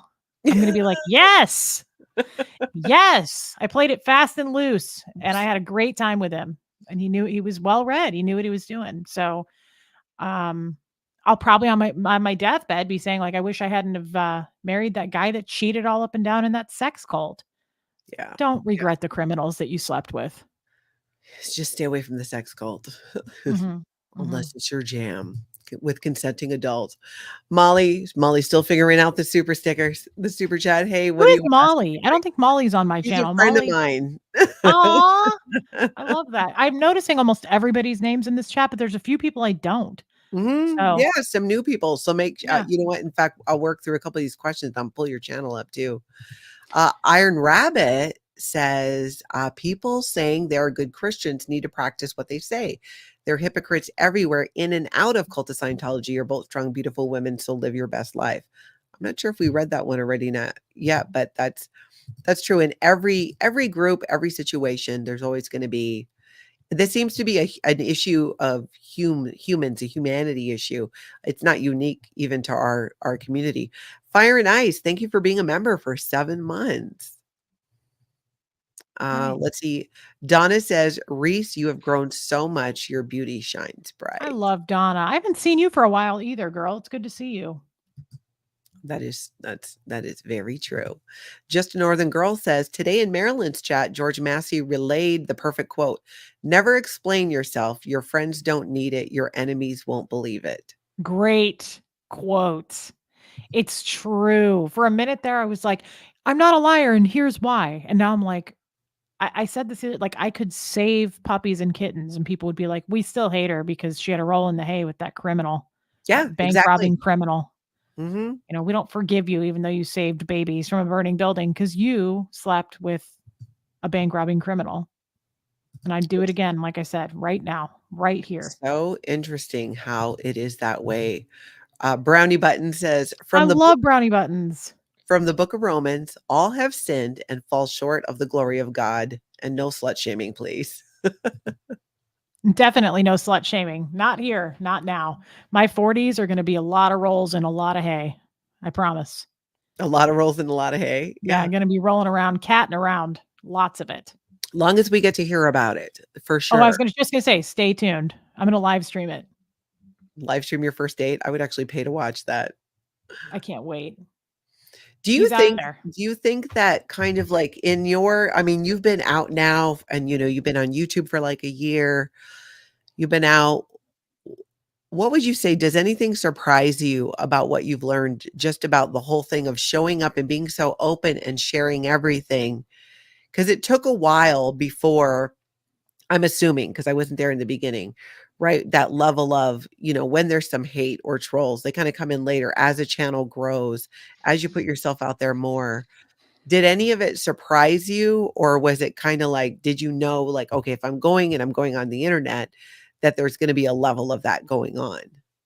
Nope, I'm pretty naive. I'm still naive. Like, I still to this day, I'm like, someone will message me and be like, I don't know if you should have done that, or maybe you shouldn't do this. I get those all the time, people's opinions. I'm like, really? I just go as it goes. I mean, I don't know. I don't know what's smart and what isn't smart. And even these people that betrayed me, it's like, we'll find a new batch to get, be friends with, and they can betray me too. I just don't worry about it. So I will say it's my favorite thing. I've never been happier having a YouTube channel. I've never been happier. These people lift me up so much. I've made real friends, and it's always, always going to be worth it. Yeah. Always. Like, they can't take that away from me. There are true people on this channel I've met in real life, I've cried with. I have FaceTime calls with tons of these people throughout the week. Like, Mhm.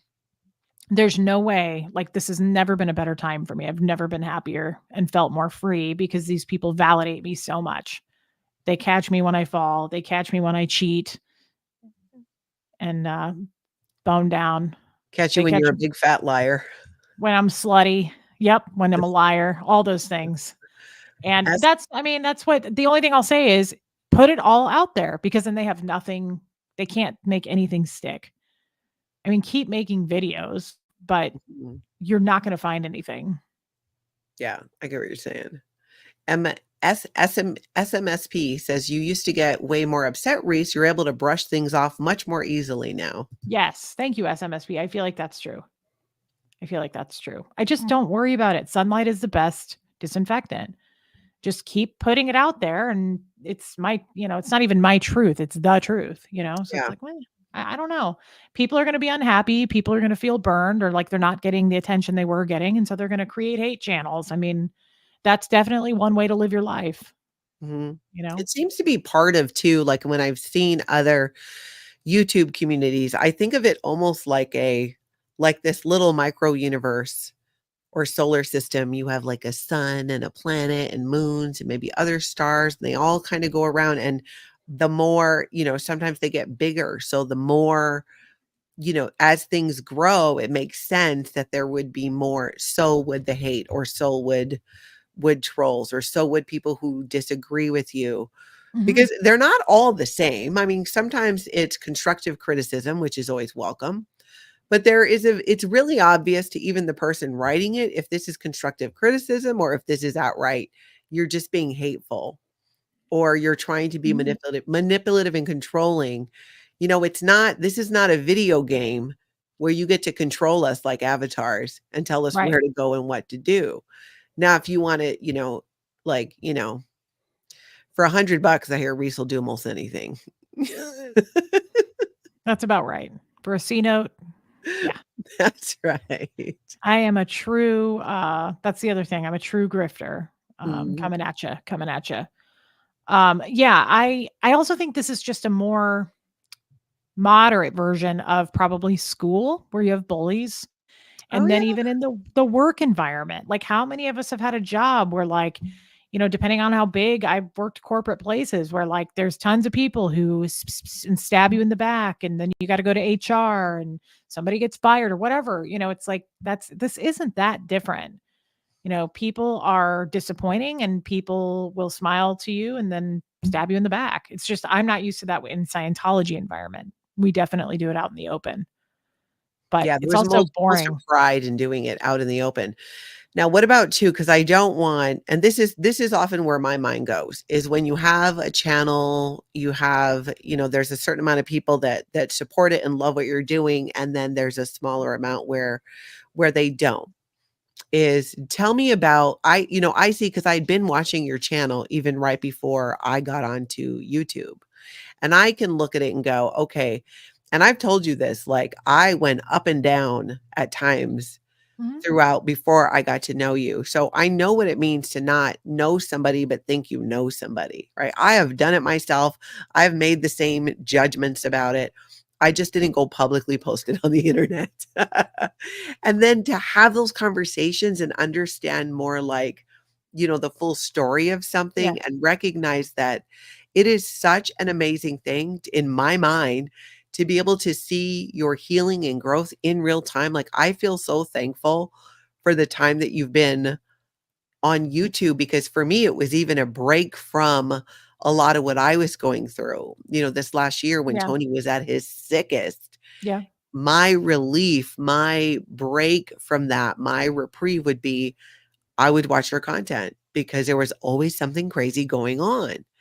And I just admired that. I'm like, it helped me, and even in my conversations with Tony of like, how much of this do you want to share? Because if we open ourselves up this way, it's very vulnerable. But knowing how much I felt helped by the things that you shared and how much I was helped when I was leaving Scientology from other people who shared their stories, that we felt strongly about it. And the amount of women who've reached out who went through something similar blows my mind. And the advice and the kind words have been an incredible support. I don't know. I don't think I would have made it through or been made. I'm not through it, but be able to keep showing up every day, even to do live streams without all of those people. And Mhm. those are the reasons, those are the people why I think we continue to show up and why we have a willingness to open ourselves up, be vulnerable, know that we're going to take a chance that someone's going to have something to say about it that's not Mhm. going to be nice, but we do it anyways We do because it of all the anyways. other. We flourish and prosper. Flourish and prosper. I mean, people are always going to be ugly. There's always for hundreds of years from now, they're gonna be that way. There's always going to be people who are miserable in their own lives, you know?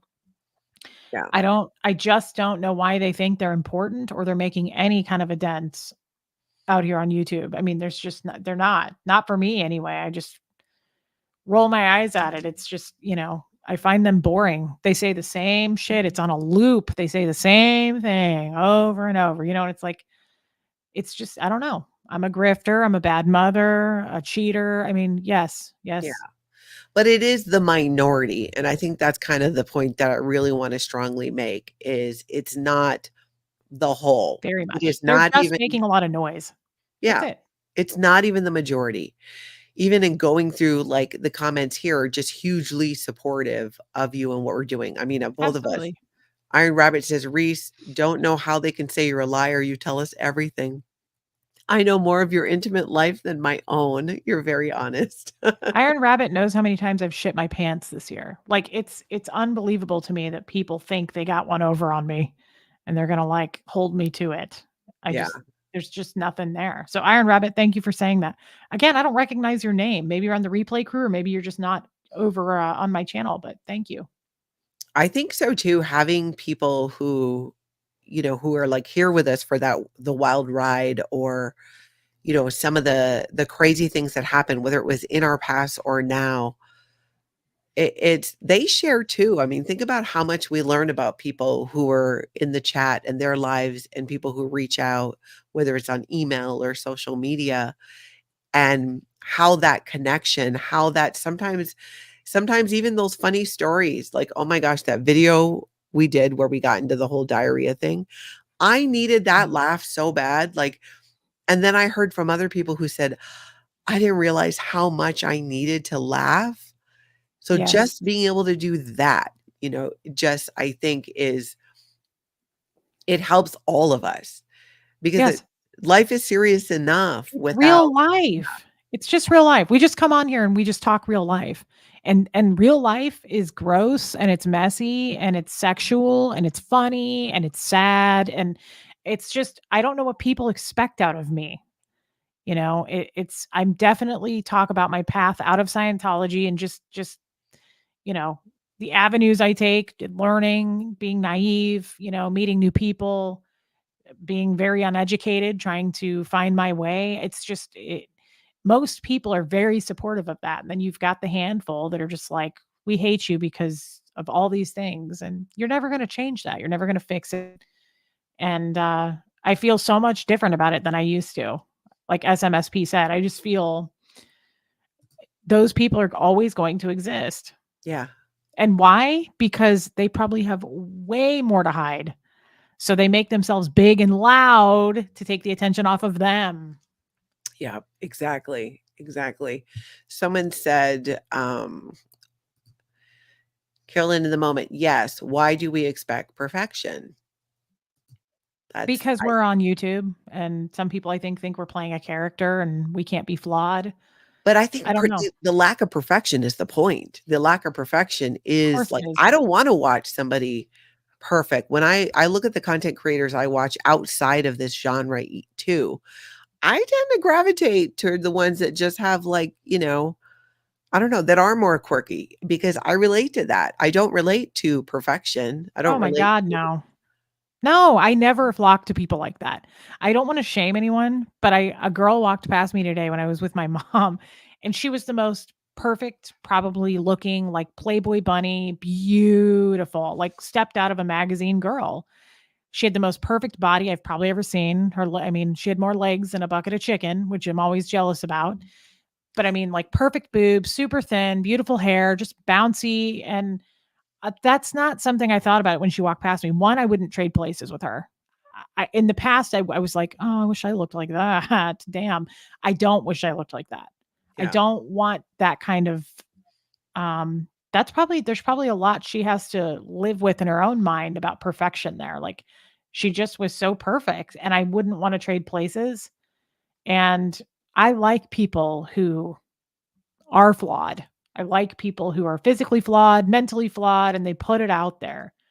Yeah. I don't like people who, even on social media, all the people that you can think of right now in your head on Facebook who put it out there like they're perfect, like their marriage is perfect, their children are perfect, and that's all they ever show is the it's not. Mm-mm. It's You're not. Real not. life is just You're not not like fooling that. anybody. Yeah, you're not fooling anybody. When I think that's why it's such a relief. You know what I'm saying? I think that's why people connect so much too. I know it's why I connected with you and what I was seeing. Antics of a Mama Squirrel says, with a history of Scientology's bullying or buying trolls, you really can't take any of their haters seriously, especially when they're saying the same things over and over, as if it's what they are fed to say. That Mhm. is true. Usually It's what on a loop. yeah, They're it is. saying the same things. It is too, because the Office of Special Affairs will write a program and the program has to be approved and it has multiple steps in it. And it will be like, okay, find out this, say this, get it spread here and there. Mhm. Like it's very And exact. think about it, for someone like me, they don't have much they have to find out. They can see my vulnerabilities. They can see what Yeah. makes me cry. They can see what makes me feel uncomfortable. And then my ex-husband probably gives them a list of things too that made me uncomfortable. And so it's easy. And Yeah. then you have your list and then it's on a loop. She's a grifter, she's a liar, she's a fraud, and she's a terrible mother. Yeah. Okay. And now we have it Oh, and we put okay. it on a loop. It's on a broken record. Buckle the buttercup. Thank you so much for getting 5 Scientology Life After Cult memberships. Thank you. Everybody in the chat who gets one, make sure you say mahalo. Yeah, that's cool. Galen says, I love Reese and Galen. Natalie, two of my faves. Thank you, Galen. Love Maddie says, I still chuckle when I think about watching Natalie in her robe, PJ wearing blower in hand short video she did. I was like, blowing the leaves in the back, and I did it to Eye of the Tiger, ironically, that we're kind of talking about that. But it was funny too, because somebody said in the comments, like, oh, it's so funny how you dressed for that. I'm like, oh no, that is the look. That is the No, fit. that's just how I look. That's just my face. That is just a Tuesday. I mean, I am out. In fact, when I was at the ladies' wine night for the neighborhood, I was joking about because the nights when the northern lights were out and they, some of them came out and I was already out standing in the middle of the road in my robe with my socks and slippers on. I've just decided that I'm just going to be comfortable no matter what and enjoy it. I mean, what else? I don't know. Again, that comes with like the real. Yeah, What were yeah. you like? What did you expect? I don't know. I don't know. It's weird. People are weird. This is a good one for you. Just a northern girl. Their expectations are their own. You have no duty to rise to them.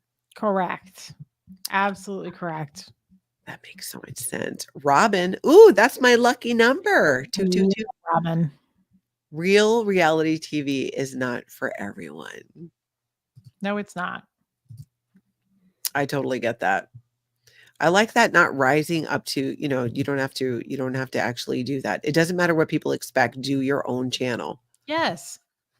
Yeah. Ercan, Dr. Seuss had great advice. Do what you want to do. Say what you want to say because those who matter don't mind, and those who do mind don't matter. Correct. It's correct. I love this one. Joanne, Holly, Reese always has the receipts as well. Always. Yes. Yes. Yeah, that's like I said, you can call me whatever you want. Fat shame me all day long. I get it. But liar, I am not. I do keep receipts and I'm not a liar. We're not liars. Scientologists aren't liars, guys.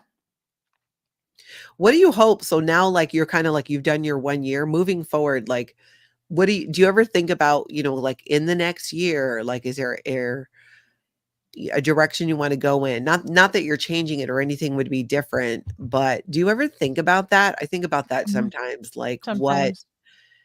now it's like, okay, you've got a year under your belt of this. Like, what have you learned? What do you keep moving forward? What do you throw away?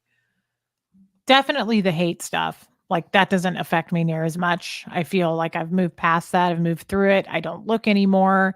Um, And I think the other thing is I used to be like, I don't care if my channel grows. That's not true anymore. I would like to bring in new people that are just like my current people that are supportive, that want to be there because it's safe and they are looking to better themselves as well. Like I don't like complacency. I want to continue to experience personal growth and emotional growth and all of those things. And um I have to be honest, like I would like to get a whole new bunch of people who don't know what SBTV is. I get a little tired of the people who write to me privately and they're like, um, you know, I watch this person's channel and they said this about you and I don't like you anymore. So I'm going to punish you by unsubbing and going over there. I want to find people who don't get into the mix of that anymore because I don't get into SBTV drama anyway. So for Mhm. people to be like, I'm unsubbing because I like Aaron more, or I hate Aaron. And since you're on the board with Aaron, I want to find people that don't care about that. And we're just here because I really like Reese and I also like or hate Aaron and I can separate the two and not punish you guys over like, I just don't like that. Yeah. So I look forward to like I would like some new fresh people that not that everyone's like that, but I get private messages from people very much that are like, because you're on the board, I just can't support you. And it's like, okay, thank you for letting me know. I'm not going to stop doing that. So Mhm. I think it would be great to just get people who are less judgmental. And I like the bigger crowds. I like to share. And I like it when they share and it's safe and people put their vulnerabilities in the chat. And I love that. Yeah. I want Yeah. more of that Yeah. because I think just that little bit of healing really does make a bigger dent than people realize. I also get beautiful emails from people that are like, I'm 72 years old and I have been carrying this around for 30 years and your stream today just made me unload it. Like Wow. I will burst into tears when I read emails like that. People who have like epiphanies of something they've been carrying around or just healed from something from a stream is again, it's changed my life. You can't put a price on it. I love Yeah. it so much, and I just want more of it. That's all. I just want Yeah. more people like that. That's Yeah. what I want. I think that'll completely happen, and I think a big key in that is just putting the focus on those people, putting the focus on what we want versus putting energy or focus on what we don't want, because 'cause Yes. we're gonna get the thing we focus on, and that is Yes. the beauty of the sheer number of people who are here for that, exactly what you just said, every step of the way, and just are in it for the fun. And then maybe a little side piece, a little side action. We'll A find little you a date fun. too. Well, look who it is. Hmm? Speaking of Aaron, speak of the devil and he shall appear. Um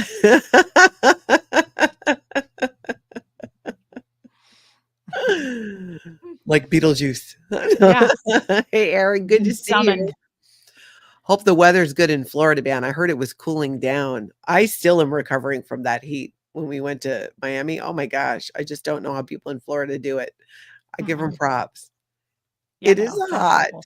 I don't wanna do it. Not interested. Look at Jenna Miscavige. Oh my god. I've never seen Jenna Miscavige in a live chat. Hi, Oh, really? Jenna. Hey, Jenna. Never. Never once. That's amazing. Hey, Jenna. Yeah. That's nice. Looking pretty tonight. Jenna, look, I'm wearing your earrings. Aw, did she give you those? She did for my birthday. Oh, that's really Yep. I wear them sweet. all the time now, and I she was made really actually admiring those because they really make your glasses pop. oh, thank you. Jenna, you came into my chat? Oh my god, I'm upset that I didn't see you. Next time, text me. That's amazing. I'm sorry You I know, missed you. actually, that's right. I've seen her in your chat. My chat sometimes goes really fast. Yeah, All that it goes drama really over there. All that slutty cheating. Yeah, I've Oh, seen her. I've seen her in your chat. I can attest to that. that's so nice. I'm sad I missed Mhm. her. She made this beautiful because she does ceramics, this beautiful I remember I took it out and I thought, "Oh, it's like a sculpture, like, this is so pretty." I was so worried I was gonna break it and get it home, and fortunately, she said, "When you put your jewelry on it," and I'm like, "Oh." I just thought it was the most stunning piece of art and the color. I was like, "Oh, this Aw, is so beautiful." Then I went, "Oh my gosh, wait, yeah," and now I get it. Now I know where to put the jewelry on it. I so just never had cool. something like that before. It's usually like I'm just, like, throwing it somewhere, and I'm like, "Oh, I like this." Putting your I jewelry love on the that. stuff you wear all the time. Like, Oh, yeah, you gotta have a it little tray. Mhm. how have I made it to my age and not figured that out? That's one of many I'm things. actually judging you for it right now. I wasn't gonna Oh, say you anything, should. but You yeah, no, shouldn't. I am, There's no definitely. excuse. So There nice. I always liked Jenna's style. I feel like I would like to talk with her about that sometime. I'd love I to keep know what telling her, I'm she, like, "You gotta do a video with Reese on some of the lifestyle stuff." I love that. I've been being inspired by her recipes and stuff. I've been trying to make sure I eat breakfast again, and because if I cook, I leave the stove on, so I don't I Yeah, am like a there's toaster that. oven. If I can make it in the air fryer, like, that's my jam. I do that because it Mhm. shuts off after the timer. But, Right. she told me about this, Sounds just right for you. yeah, it's totally on brand, totally on brand. Like, with, like, yogurt and then just putting nuts and stuff on it. I'm just like I love how I love to get inspired by that. I'm glad she's doing it, and just like with even clothes and stuff with you. I just wanted to tell her I love her. I've met her personally, and she's, lives in Kansas City. A dose of rose, please don't stop commenting. Just keep commenting. I'll see it, I promise. I Yeah. really try to keep up with my chat, and my chat's very important to me, so I love you. Yeah, you're good at it. I wanna spend more time doing the recap that I do is hard to track with the chat the whole time because I go topic after topic, but I wanna do more videos to be able to just, like, find out and get to know people and honestly just be more, vulnerable because that's kinda how we kinda like you and I were even talking about this topic was just that vulnerability of being able to say, "Here's what happened." Like, Mhm. even just I don't know why it's easier for me to share it, like, with you or if I'm talking to another friend and go, "Oh, yeah, like, I left the garage door open. I thought I was having a stroke," or realizing, just those crazy things. I'm like, "There's Yeah. no reason why." It's like, yeah, it's just I don't think anybody expects me, and if you do, you're gonna be sorely disappointed, to, like, have it together, especially now, and I realized, like, I needed to get to the point where I feel like I'm at now of just knowing that I'm gonna drop some balls sometimes, I'm gonna forget to call people back, I'm gonna fall behind on my, emails, on a good day, all those things, but as Mhm. long as I'm going through this process of grief and completely creating a new life, it's just gonna happen. So, Yeah. all aboard the hot mess train because I will share it with you if you want to hear I it. think you should. I think you should, Nat. I think you should do it. Maybe start once a week. Don't do it all the time, but just do a stream where you just hit go and you don't know what you're gonna say. People respond really well to that, I promise. I do it all the time. I see and Been you doing do it a it, and while I'm just now. like, that's so just amazing to just see where it goes, Just and part pop of it out there without a net. Just go without a net. Just hit go. I so you promise it mean comes to you. jam out with my with your clam out. You have to know how to hit go live though. I'll have to show you how to hit go live, but once you do it, it's very freeing. It's so Kestrel, I see your ass. Quit it. Quit playing games, Kestrel. I see you guys. Robin says, "Wish there was a tally of the individual lives you change for the better. It is epic." I would agree with I that love completely, her. Robin. I That is love so Robin. She's true. on my monthly Zoom calls and I like can't do it without her. I love Robin so much. She's such a supporter in my life. Puka Vista saying, "Tell Reese about Chat GPT." Well, I use the app or you can go online, but you can like ask it all kinds of questions. I ask this thing everything. I went to ask it, how do waves happen in the ocean?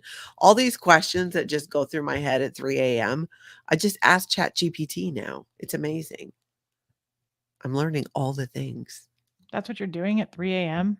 Good Yeah, it's Lord, very Nat. exciting. I know. I'm like living I the need to life. send you something from Adam and Eve. Someone said in a comment that we should get somebody like that as sponsors.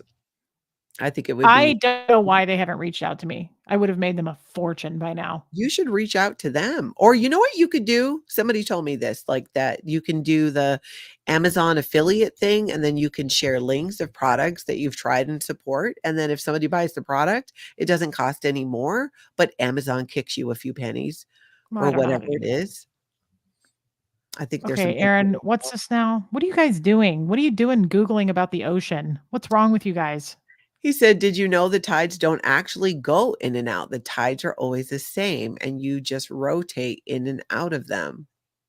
I'm gonna Sounds have like a to lot ask of ChatGPT about that sounds because like a lot of hooey. Sounds like a real hoot and nanny. you rotate in and out of them. Huh, I don't know. Gonna have to fact check that one, Aaron. Yeah, I think we need a fact checker. That can't be right. That's not true. Yeah, Aaron, now exactly. you're gonna be a liar just like me. Liar, liar, pants on fire. That's fascinating. I don't even know what chat PTG means. GPT? I don't know. It's just this AI thing. I'll show you it on my phone afterwards. You can even like there's like you can have a financial advisor. You can even create a boyfriend personality in it. It's hilarious what you can do. You can do all of the things. Hey, I bet it would maybe it would well, I don't know how far chat. You know what? We have something to Wait, explore. like would it flirt with me? Is that what you're saying? Yeah, like I saw it the other day. Let me see Okay, well here. that could work. That could work. I don't get what you're doing at 3 AM asking questions about the tide. Why aren't you looking at the Anthropology sale like I am? What's going on? What are you You know, doing? I wake up and maybe I have to use the bathroom or I can't get back to sleep. And for some reason, that is where the random, like, why are there penguins who live in hot weather places? Like, I know they're cold weather and hot weather penguins. Why would it be that way? I mean, seriously, I know. It's like deep dives in the middle of the night with Natalie. I should just go on live. I should go on a live stream and then just figure it out. Yeah, I'm looking at like best ways to like sort out tweed or like what's a good thing to pair with this outfit or how to hide a body. Just any, just random. That's So different. Yeah, Jenna, today's the last day of the Anthro sale. Now, the last day always sucks. It's picked over, but Jenna knows where it's at. Anthro just had their sale. I'm always looking at what I'm going to do on Black Friday.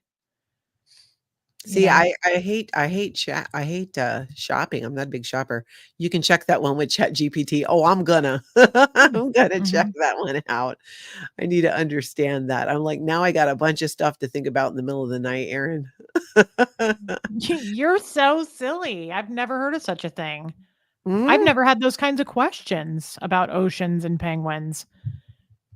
yeah. Weird. I'm always like, I wonder how I can do this with these ankle booties. I'm going to Google it or watch a video on how to pair those two things or like mix prints. I get scared to mix prints, but I want to learn how to do it. So I Yeah. Google that. But I Yeah. never thought about planet Earth and Googling things, but I don't It's get just out of my there's house a lot. so many things that I think I just never really thought about or wondered about and do wonder about. Like Aaron's running. Oh, I'm looking to pick up a really cute romper. That's cute. Aaron, Jenna can help you with that. That would be adorable. I want to see it. I want to know more about this right now. I Jenna, think pick him out a romper. That's so cute. I would pay money to see that. I think, Kelsey's onto something. I have this hope that one day you guys will do a version of The Office, but in a cult of Scientology building. I'd pay so much money. I've never really watched The Office. It's funny. It's like a, like not reality, like comedy. I've It's seen like 2 episodes. Huxley watched it. yeah, He that's the liked it. gist. You've seen 1 or 2, you've seen them all kind of a thing, but yeah. Aaron wants to romp now. He needs rompers. I think Jenna can help with that. I trust that she would style him in the right romper. That would be so cute. What is Anthropology as a store? Is it just online or do they have a physical location? Okay. All right. That's different. Um, let's unpack that. Yeah. They have a store. They have many stores, physical locations for Is it sure. And clothes? Like what kind of a store is it? it's clothes. But their furniture is my favorite, but they don't have usually that in store. That's online. Yeah, Jenna's Yeah, yeah. the greatest store. Anthro is like they have amazing house stuff, home stuff. I'd like to get some of their wallpaper, honestly. It is expensive, but you can get that's what they do like a sale like once a month and they do an extra 40% off sale stuff. That's how I shop it. But like I love their candles, I love their bedding. Oh my God, all my bedding is from Anthropology. Nice. Um, I have some pieces of furniture from Anthro when I sold my house and made a profit on my house years ago. I bought some stuff I always wanted, but their clothes are really cute too. They have a lot of stuff. It's They just sell really clothes fun. and bedding? Oh yeah. Wow, not even Home Goods does clothes and bedding. I love Home Goods, by the way, too. But Love yeah, no, they have dang, I wish we could go to an Anthro together. It's so cute. They just have the here. cutest, like, especially if you wanted to get like a cute little gift for somebody, you could go get like a cute kitchen towel or like just a little something. So cute. Yeah. Huh. I mean, Mhm. have stores around where I live that do that, but have stuff like that, but I don't think I gotta look it up in Minnesota. There must be at the Mall of America, we have that giant. Yeah, there's an Anthro there, I promise. Yeah, yeah, Yeah, they have the Jenna best said they kitchen do stuff. kitchen stuff Absolutely. too. My dishes are Anthropology, but like this is from years. I've been shopping at Anthro for 20 years, Oh and my like gosh, how have I not known about this? Do they have one in Minnesota? I'm like, I gotta check now. Nat, of course they do. It is And expensive, but like for instance, my dishes I bought in the Anthro sale, the dishes are like they're by the dish, right? So like a plate might have been 19.95, then it's marked down to 12 in the sale, and then it's an extra 40% off. So that's how I've bought all my stuff. Like I've bought candles, I bought dishes for stuff that's like 6, $7 a piece. Some of that stuff is like a thrift store price. I wow. can't pay full price, but like I've gotten some good deals on their sales. Wow, I just looked it up. Yeah, you're right. It is a real store. Oh my God, they have the cutest stuff. Look at their home stuff. They have the cutest stuff. This is my daughter. Mom, I Towels. can't this is my daughter. Mom, I can't believe you don't know Anthropology. Well, Kelsey, when have we ever gone to Anthropology? I've never That's even your looked it up. daughter? She's really pretty. Yes, thank you. To my little Yeah. blondie. Jenna said, yeah, she looked at Anthro catalogs in the Sea Org. I love Anthro catalogs. Um, they Oh, do 25% off site wide on Black Friday, and I plan for it every year. Like if I need new really? towels for the bathroom, yeah, like even like cute little hooks and stuff for your wall, like just down to everything. Liz Tricks put it up for you. She Oh, put up where is the it? St. Paul districts. Oh, it's in Edina. Oh my gosh. If we went there, Reese, you got to come see me. We can go to okay. Anthropology and then we can go to Restoration Hardware. They have a restaurant here and it's like this rooftop under this like glass ceiling. So when it's Hmm. snowing, it is stunning. Hmm. See, restaurants I can tell you about. Oh, I love restaurants too. Mhm. And I it's love right that. by this anthropology. Anthropology, yeah. Anthropology. I'm telling you, Nat, like they have the cutest again, their clothes are expensive and any clothes from Anthro, every single piece is from the sale. I would never pay full price on their clothes. No Well, way. apparently they're all over where I live. Yeah, they are. Anthro's very popular. It's very popular, but I'm telling you, I think you would love it. Just like down to the houseware stuff. I like it for more home decorating things, Yeah, kitchen stuff, like Jenna said, but their clothes are cute. I just have enough clothes. I don't really care as much about the clothes unless it's a good deal. yeah. Thank you, Justine. I also have a friend in Kansas City that works at Anthro and gives me her discount. She's Ooh, done that a few times. And since I moved here, there was something I really wanted and she bought it for me. I Venmoed her and she shipped it to me because I got a good discount on it. Nice. How do you so when you buy clothes online from there, is it pretty, like, true to size? Are they pretty consistent? Well, they carry a lot of different brands, so you'd have to text me the brand you're looking at. But yeah, I Yeah, would say so. I would say most of their stuff is pretty. The only thing is, like, some things run really big too. It's weird. That's why I live out in the middle of nowhere. I like to hit their sales in the store so you can yeah. go try stuff on. But you could like my mom orders stuff from their sales. You just have to look. Today's the last day of their sale on that. You could go look in the sales site. It's an extra 40% off. So I'm Whoa, gonna that's amazing. I it's need amazing. candles.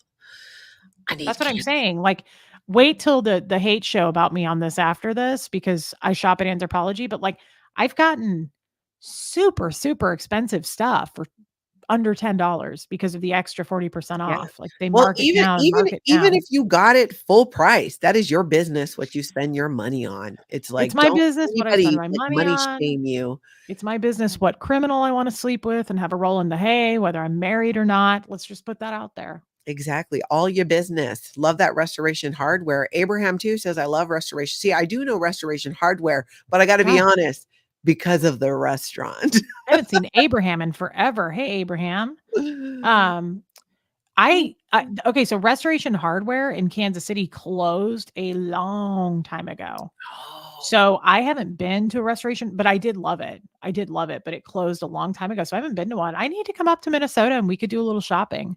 Oh my gosh, we could go you would die. There's so many places if you like shopping that I could take you to and I mean, just even locally, a lot of the local shops, and we have the best thrift shops too.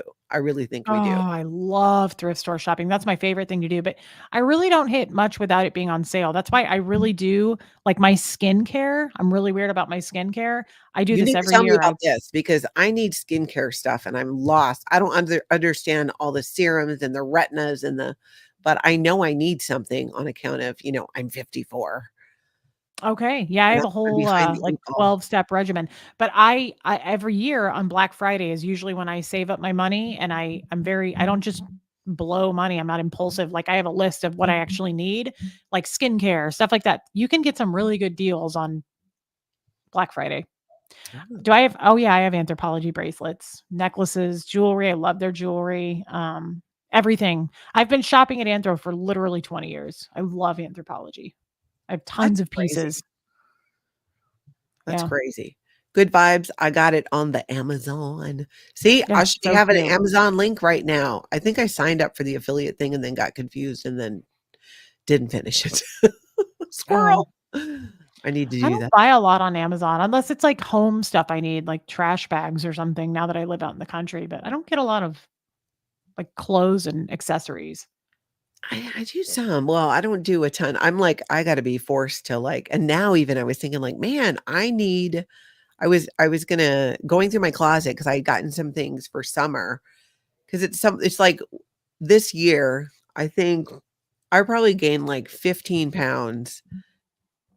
And then I thought, you know what? I'm just gonna get bigger clothes because that's just where I'm at. Because sometimes Absolutely. we eat cereal for dinner around here. That's okay.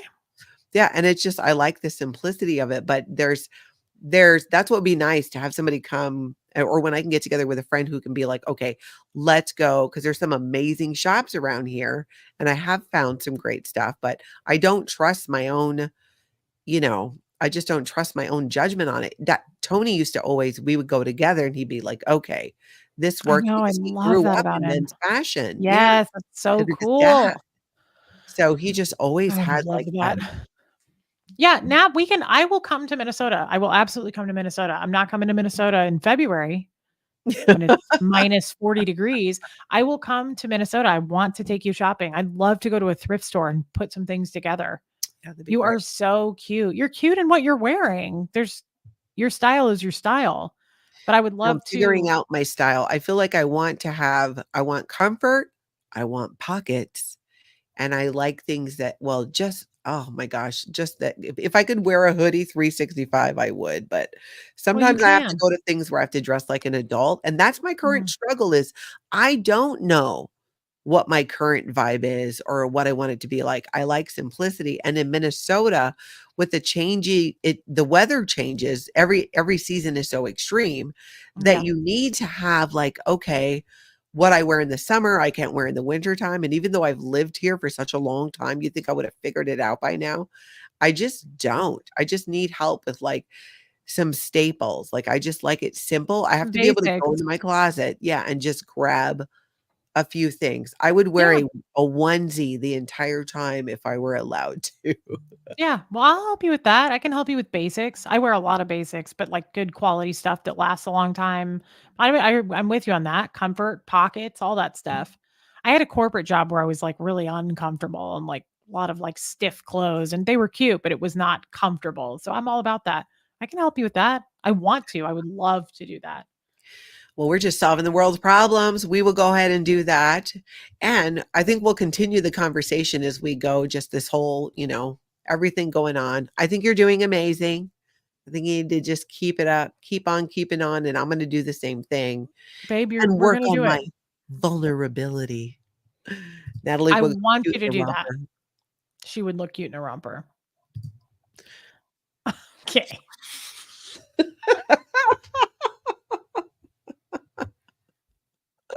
That's where the black shirts come from, the black t-shirts. 'Cause they're painted on. Remember when I first streamed with Aaron in Florida? I was like, he ran around the corner and I was like, let's see if I think he went to go see if he could find a tighter shirt. Yeah, I remember that. Aaron, can somebody find you a tighter shirt?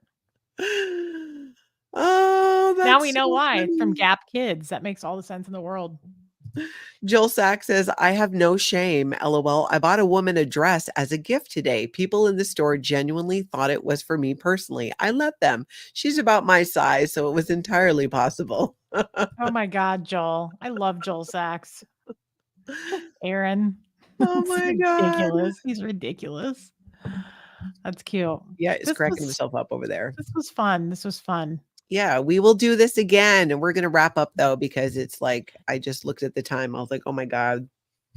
That's okay. Yeah, I actually have to make a phone call, but guys, most everybody's in my chat, but go over and subscribe if you want to. I liked a lot of you. Some of the people I haven't seen before, and I kind of enjoyed your input on things. If you want, don't feel like you have to. Don't feel like Yeah. you have to by all means, but if you want to. I'll put a link in the chat where you can find Relatable Reese right there. And make sure y'all hit that like button, double tap your screen if you're on a phone. But if you're on a computer, you have to hit the like button. And if you're not already subscribed to me, subscribe as well. But there you can see Relatable Reese's channel where it's just going to get crazy. It's already crazy, but yeah, if you don't mind subscribing to a cheater and a liar, do it. Exactly. Go for And a it. Go grifter. for Don't forget that. it. A grifter Yeah, having a really roll in big. the hay with a being married and all. But You you know should what? It just make happens. merch. It's one Cheater, way to live liar, your life. Yeah. Cheater, liar, grifter. Sleeping with criminals. All right then. This was grifter. fun. This was fun. Nat, it's always fun. It was nice and light. We also went heavy a little bit, and I love that. Yeah, absolutely. I always appreciate you and having these chats. It helps me so much. Yes. All Thank you right. guys for being here. Aaron, you too, and your cute little tight shirts. Sad. That's sad. Yes, and Jenna, we will talk soon too. Love Everybody, Jenna. truly thank you, everybody. This was a lot of fun. Reese, thank you. Everybody, we will talk to you later. Go have a fantastic cult-free night. Night, guys.